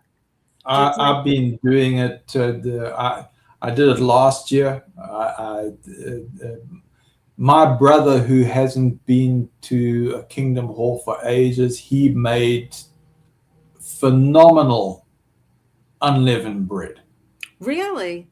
Yeah, so I just chowed down on it. I went, okay, you went to the trouble. I'm going to take this year, but I don't want to do it by myself. I don't know how you guys feel about that, but hey, great idea. I like the idea. I don't want to partake by myself. I'll watch you. I'll be a witness to that. Why not? Really? Who's gonna? Yeah. Will you do a talk about the Passover? I don't know. Can we do a show, Linda? If you're serious about it, I'll work on it. My sister's coming down from Maine to partake with me, but we don't. She does not want to watch the JWs. She doesn't want to watch. You're opening up something I haven't thought about, but I could take an outline from JW and look at it, but I'd have to work on it, because I've got to now take out the nonsense stuff, right? And kind of go, what do we filter out here? Yeah. So, how do you do this? So just brainstorming at this stage, not a complete answer. That's a great idea. I probably would take an outline and go through it and say, how can we be appreciative, and let's respect different beliefs here and try and integrate. And we're going to and be upfront that this was an outline and it was JW, but we've done it this way, and we're just going to honor it, because we're survivors and we're trying to surpass this thing. So we might not do it 100% correct, but this is the methodology until we come up with something better. Yeah, because I want to partake. I did last year, but I want to do it again this year. It's April 2nd is the Passover, which is the first. I don't know, Linda James. That was just brainstorming. I haven't come up with a. I love the idea for this to happen on your channel, Matthew. Have you seen the state of my channel? Well, you got a couple of weeks to fix it up. I'm just saying. I would love for that. Plus, can we do a Zoom? Do it on Zoom? Yeah, we can do it. I was chatting about it, not to plug away at it, but I've been experimenting with live stream. Linda James, did it sort of work? Oh yeah, it definitely did. And I think it should be earlier than when I start my shows. Like I started at 9 o'clock California time, I think earlier in the day, so that people, more people can attend. Okay. So here it is, Gail, Linda James, because you can't rely on one stream. What if it goes down? So I think for a memorial, you'd want it to be special. Yeah. And let's go in with the idea that, something like my channel, I could open it up and do it that way and say, hey, you guys, you want to link up and use.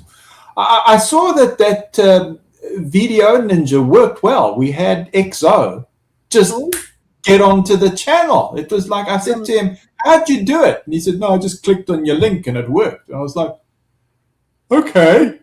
Just some dude out of nowhere. Yeah. And he was And I wanted to ask him, did you struggle with this thing? He says, no, I just clicked on your link and it boink. And I was like, oh, and I'm there breaking a sweat going, how the heck do we get you on here? Now, do you do stream? Yeah, do you do stream on your channel? Gail, I did one experiment and Linda James sort of, hey, he's on! Come on! And well, we don't want that to happen the night of the Passover. Yeah. So anyway, hopefully it's going to be better before then. But there is a way, and I would suppose that would be it. But then I would say have a backup. Have Linda James or have you with some channel that if it goes down, Linda James, Apostle, here's the outline. If it goes down, would you be prepared to read it? Or Gail, would you be prepared to read? Whatever happens, just carry on, Okay. Absolutely. Yeah, Linda James, why can't you give the talk, But we're ingrained that brothers give the talk. It's ingrained in my head that a brother has to give the talk. What I'm trying to say is, let's help each other to make it work. Absolutely.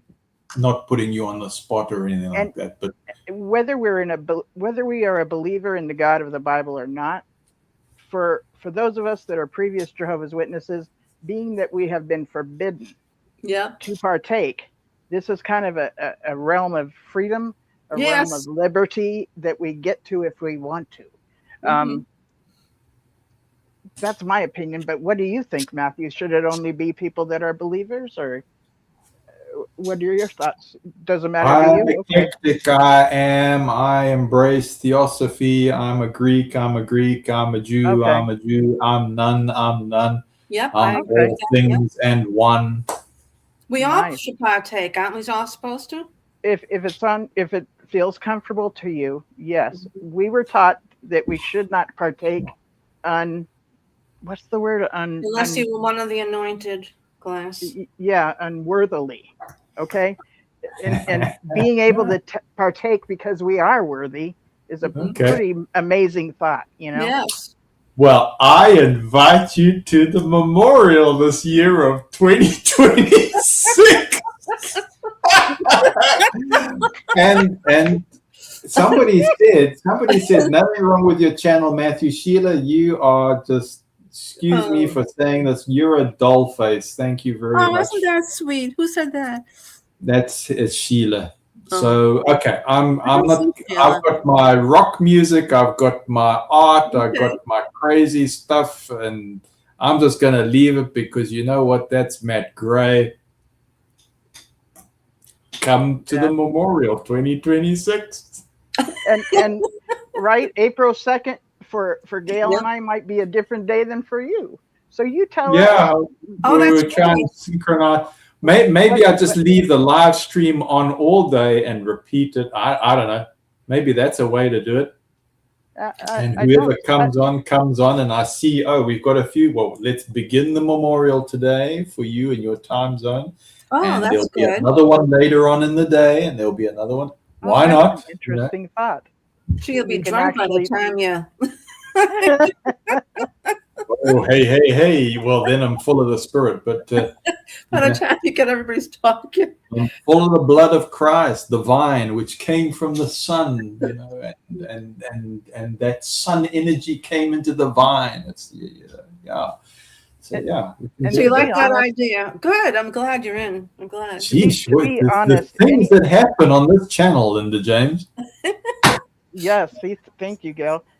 In my mind, whatever food you might have or whatever you have to drink is sufficient. It does not have to be wine, or it does not have to be grape juice. If that's what you got and that's what you want to use, great. The bread does not have to be unleavened. That's a tradition that, some churches will do. If your bread is not unleavened, it's a representation. This symbolizes my flesh. This symbolizes my blood. Just before Jesus did that, some people left because they couldn't stand the thought of the cannibalism. So not everybody wants to take part in something like this, and if you don't want to, that's cool too. Okay. But if it's going to feel like another step, I mean, I've seen people do where they partake of the bread and the wine at a Kingdom Hall because it's such a thing of freedom. And we don't have to. We really suggest not to go into Kingdom Halls since what happened in Germany in Hamburg.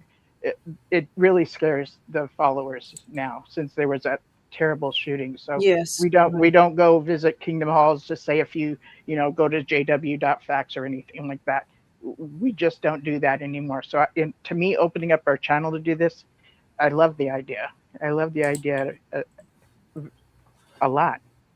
So that's Thursday, 2nd of April. Yes. So that's about 10 days time. So I got to get cracking and be the elder I'm supposed to be, I suppose. That's what it is. You have to dress up, Matthew. Yeah, I'm gonna have to dress up. My Sunday best on. Very clever, Gail. That's how you got me to change my. Yeah. Gonna leave the beard on because that's the Nazarite thing. We want you to have a tie, a suit jacket, and a tie on, Matthew. Suit jacket. What have I got here? Yeah, I got a suit jacket here. You can wear whatever you want. I don't care if you wear pajamas. Well, I do. Well, I'll tell you what. I'll think about it, Gail. I'll think what to do. But that was a great idea. That was spontaneous. Where did that come from? Well, I knew the Passover was coming up because I have to confess, I'm friends with this rabbi, Jews for Jesus, and he invited me to synagogue, and he's doing it on TV. But I said, you know what? I did go on the Watchtower. I mean, I went on Zoom on the Kingdom Hall, but they didn't see me partake because I blocked myself out because they probably wouldn't let me come on. So I blocked. But this year, I said, you know what? I want to do it with the XJW group. I don't want to go back there. I really don't. So Sheila said no caps allowed. Okay, yeah, that's a good one. No. So already we got some good brainstorming coming in. We're sending out the feelers. What's no caps mean? He says I've got to take this off. There's my ball. I call that a hat. Oh, sorry. I thought she meant no capital letters allowed in the screen. And I was thinking, well, when Debbie Moore shows up, she's always doing caps. Everything's capped, and we all know this, and we're fine with it. You know what? I'm going to tell Debbie about this too, because she's not doing well. I'm going to see if she'll be able to listen in when we do it. So Linda James, I don't know if you have an email or something like this, but you know how to contact me, right? Does anybody any doubts on how to contact me? Can contact me through my channel on my homepage. I think the YouTube has got that. If you want the email, it opens it up there. But it's my name, Matthew Miele Gray @gmail.com. So anybody who wants to communicate there can communicate to me or whatever. Linda James and. Sure. Okay. So 10 days. We've got to crack this thing out. Okay. Yeah. Get cracking, Matthew. Jeez. And it's this is one of your first obligations. But if you don't want to do this, I am your backup. Yeah. And I will do it if you're not up to it. But okay. Well, that's great. Thanks for that. So yeah, just in case there's a technical difficulty or something like that. And I think also bear in mind, community, sometimes the internet goes down or whatever, but we'll persevere and try and keep it going or whatever. We'll try and beat the odds. Because being that Gail has asked for this, I believe others want this too, want to be able to do this. I've heard Dehydrated Nurse for like years ago tell me about, when she said it, the bread and the wine for herself and her husband at the time, like this was an important thing for her, so I know it's important for many people. So I might even make out a flyer for it and send it to you, but you probably can make flyers. I will send you just thoughts. I'll email you for realies. Well, I think you guys' ideas are great. So yeah, all of it helps, and we need the feminine energy, Linda James. We need the feminine energy. It balances things out very well. And we need the masculine energy. So thank you for Yeah. being here. So this is the scales, the balance that's needed. Yeah, sure. Yep, the yin and the yang. Yin and the yang. Yeah, sure. Okay, well, sure, okay.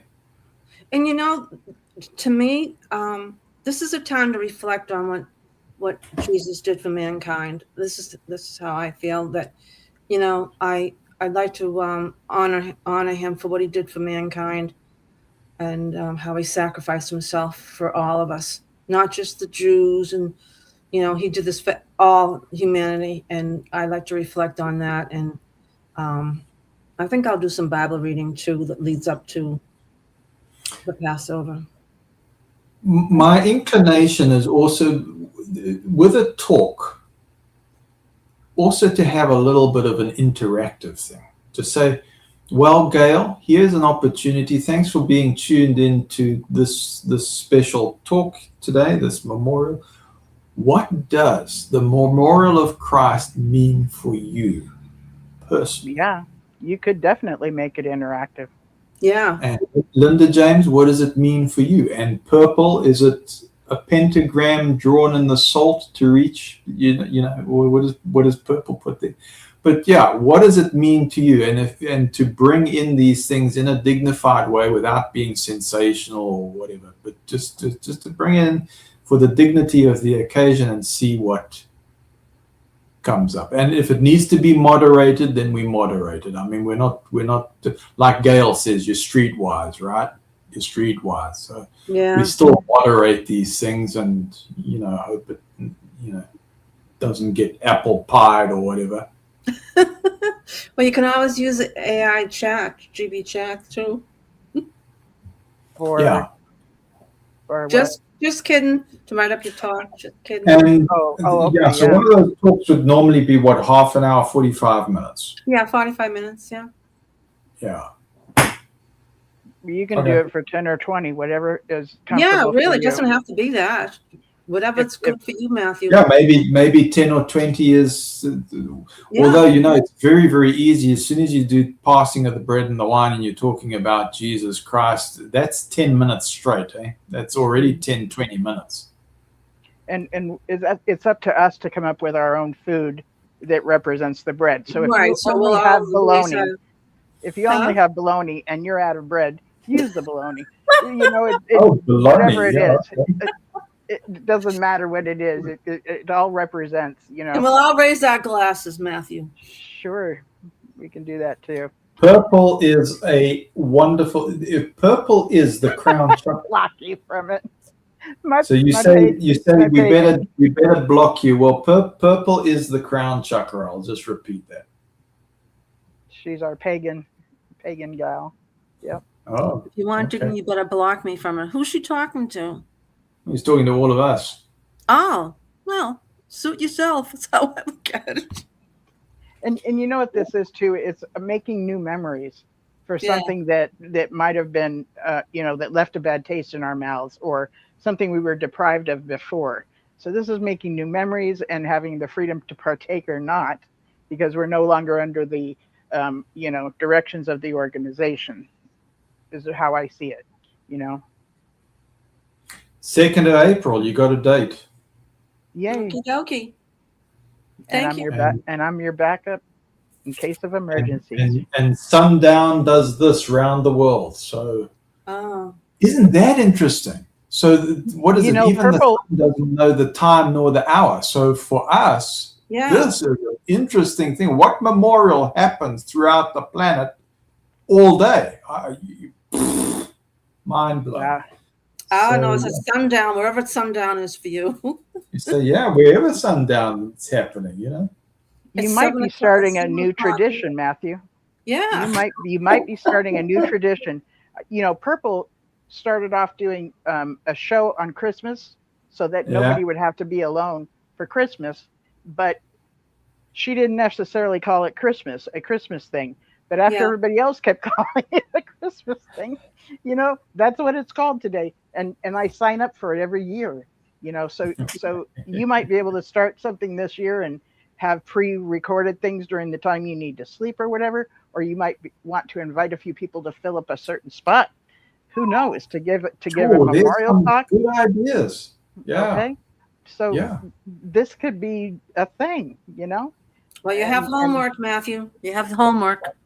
Wowzers. Okay. Yeah. Okay. I better get. Oh, geez, almost 3:30 in the morning. Oh, geez. Time goes by when you're having fun. No, and it has been really fun, Linda James. Thank you very, very much. Thank you. This was grateful to you, Gail. Thanks for bringing the continent and the Italian in, and the street smarts, as you say, and also thanks very much to everybody in the comments. Sugar, we appreciated you chirping in there. Sugar, hi. Thank you very much. Nice to meet you and to be listening to you and listening to everybody, the usuals, Dallas and Sheila and Jay Mars and all the usual supporters. Great being with you. You've drawn a lot of strength. I started off like smacked in the head, and just being present with you has been a real healing. So thank you very, very much. And we'll probably, like Linda James has said, we'll continue talking about these things, as is needed, right? Yeah, you're going to see it showing up, or even if you feel drawn to make a video, go, do what comes natural and step away when you need to. Can I ask you a question? Can we invite people? Can we tell people about it? Sure. Okay. Absolutely. But I'll wait till you give us the Okay. So Gigi, what I think I'll do is there's that section comments in YouTube, right? So I'll probably do a little picture like Linda James does. You know how you normally advertise. Let's chat, and there's a post about. So I'll probably do something like that. Memorial, post it there, and go. Yeah, there'll be live streams throughout the 2nd of April. Cool. Maybe even post the outline. I don't know, but I'll do the announcement on it like that. So we have a week and a half. You're talking about the area where it says posts, where you can post certain things. Is that what you're talking about? Yeah, that makes sense, because I think anybody who's a subscriber sees that, but then it's on posts, and then anybody who says, "Hey, Matt's got this thing," then you can link to it. I don't know. You got a better suggestion? No, I just wanted to make sure we were talking about the same thing, and I'm going to want to post it on my channel too. That it's coming up on your channel. Copy what you like. I mean, I don't put copyright on these things. You just use what you like. Yeah. I want to thank you. Thank you very much. Oh, thank you, Gail. That was a cool idea. I'm just amazed. I got energized. You come up with the idea, and it feels like a good vibe, and I'm going, yeah, why not? Yeah, why not? We're making it our own, and I don't think it's sacrilegious either. I don't think it's doing something really ungodly or heretic like. I think Jesus will be happy that we're doing it. I think we're making yep, I do too. There's something in the spontaneous energy. There's something in the natural energy that you're going, hang on a second, pay attention to this. Mm-hmm. Yeah. Where I am, April 2nd, sunset will be 7:46 Central Time. Interesting. Okay. 7:46, so it's Central Time in the U.S. It's 7:00 here, Eastern. Okay. Yeah. And they do it at 8:00 too, I think, because they have 2 congregations. One's at 7, the other one's at 8:45. So it doesn't matter. You get it from. I don't care if you do it 11:00 at night. I don't care. Wow, what a show, Linda James.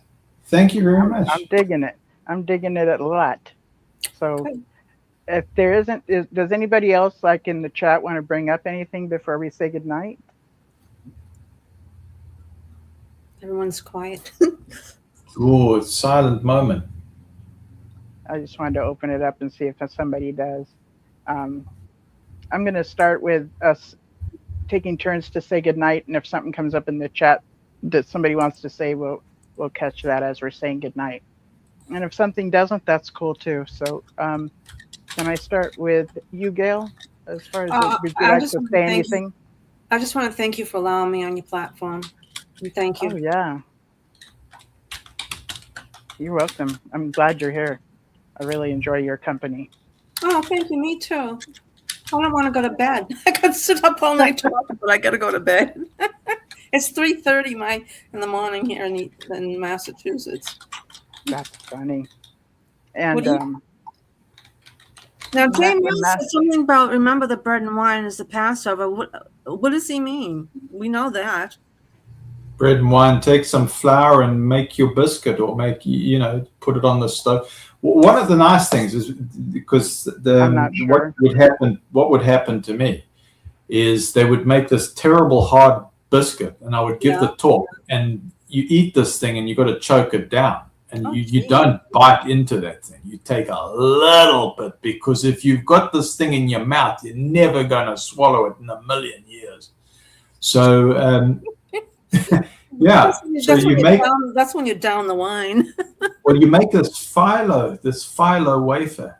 You take your flour, you beat it, then you fold. You put flour and you fold it, and you make it flat. And you put flour and you fold it, and you fold it, and you fold it, so it becomes this wafer. Yeah. Is it just flour? Is it just flour and water? Just flour and water, Gail. But the way you do it, you can do flour and water and make a brick. It's not going to break. Well, why don't you do a video and show us how to make it? Actually, I thought the Watchtower was rocking it, because the first year of that time when people were sheltering in place, elders had to get bread and wine to everybody in their congregation. And I thought this was a miraculous event that they did. I was like, wow, you elders rock. Then the next year they decided JW.org decided to do a video on how to make their own unleavened bread. And remember, this is a tradition, so it doesn't have to be unleavened bread that you partake of on Passover night, but the organization does it as part of a tradition. And so what Matthew's talking about, how to make it and stuff, you can do that, or you can choose to have whatever kind of bread you want. And again, like what I said earlier, if you don't have bread, get a little something just to eat, because this represents Christ's body. This represents Christ's blood. And maybe you don't want to take part of it. Maybe you just want to observe. That's up to you too. Very good, Linda. I'll do my best to be eclectic, to try and respect everybody, but it might just be too complicated to do. So I might just say, this is the way, or an adaptation of what we used to do, and it's our best attempt, or it's our best efforts, or something like that. And then just be very transparent with it and say, well, that's where we're coming from, Okay. Yeah. Yeah. So is there anything you'd like to say as we're saying goodnight? Matthew, did you want to say anything? Just to say, well, look, as we come to the end of tonight's stream on Linda James's channel, and Linda James, thank you very much for allowing me just to chat and be myself. I want to just take a moment to express heartfelt appreciation to each and every one of you, everybody in the live stream comments, and you here, Gail, and of course you, Linda James. These are not easy conversations, but they're deeply meaningful, and they certainly matter. They really do. So thank you again, Linda James. If I'm gushing a bit, let it just gush for a while. But you've created a space here where voices can be heard, and so where pain is acknowledged and where truth can be explored with courage and compassion. I think that you put a tremendous amount of energy into being alert and intuitive. And also to everyone here, everybody here, whether you've lived through these experiences or you're still navigating them, or you're here to understand and support, your presence carries weight and it's felt. And in fact, you are the reason that I am here, or that we are here. So as we look ahead to the memorial of Christ for 2026, may it be a time not of fear or pressure, but of reflection, dignity, and personal meaning. So It's a moment to reconnect with what's sacred in your own conscience and heart. And so, Linda James, I say, wishing you all peace tonight or today and strength for the journey ahead. Amen to that. Amen. John has just made a comment about The bread. That it's not original unleavened bread, but like it's pita bread. Pita bread's pretty cool too. Yeah, that's what I use, the pita bread. Okay, very cool. Well, I'm in a large Jewish community, and they sell unleavened crackers in the grocery stores. Oh, right on. Yeah. I wonder if that's something you can order on Amazon. I know. I bet you could. Don't give me any trouble for it. I know many of us boycott Amazon, but I'm not going to right now because that's my only means of getting anything to my house because I have no car. So, well, you can just do matzah. I have an observation I want to share. I see the growth in all of us. I do. Me too. Joining maybe a little. I first started watching Rick for a live show, and I feel that the growth is phenomenal from 2 years ago to today. I really see the growth in all of us. I do, especially tonight. I see it. So I love it when we can see it, and in ourselves and with others. You know, it's very cool.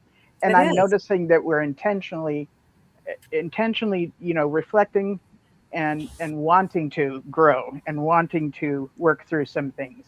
And this is not, you know, a therapy session. This is us who have been involved in a certain culture, so that when we talk about it, we can actually say, I understand, or I get you, or, you know, me too, which is not something you're going to be able to do with your neighbor next door.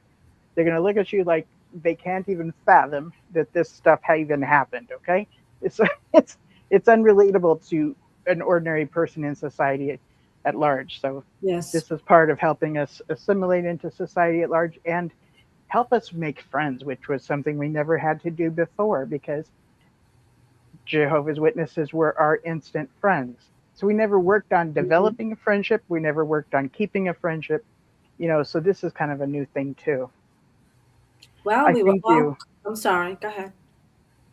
That was it. Go ahead.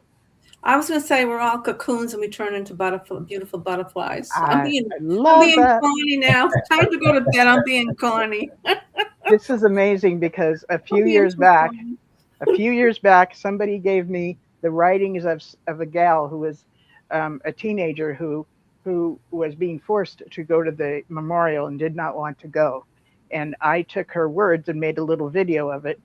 And I believe I put butterflies in it. I'm not sure, but and she was gay also. So I made this little video hoping she would someday see it, but I don't know if she ever did. But it was kind of, you know, an honoring of her. So I think I'm going to put it up this weekend where we can post videos or whatever. I think I'm going to put it up. Cool. Yeah. Well, goodbye. Good morning, and everybody have a great rest of the weekend. You go well, Gail. And Linda James, I'm going to just blank off my screen, and I'm looking forward to your wise words in closing, if I can introduce you. Sure. Are you going to do closing words? I'll wait and listen. Okay. So I just wanted to say good night to everyone that showed up here tonight. I always look forward to looking at the chat and seeing how you guys interact together. I think it's so amazing how positive you all interact together, and the encouragement that you give me and people that show up in the show. I wanted to say thank you for that. And those that are going to be listening later, I want to say thank you as well for being here. If you benefited from tonight's show, please like it and share it. The more this happens, the more the algorithm will start to encourage my videos to show up here and there. I think that's how algorithm works. So this is truly a highlight of my week, and I will be here again next weekend, and I will talk with you all later. Thank you. Good night. Good morning. Good night.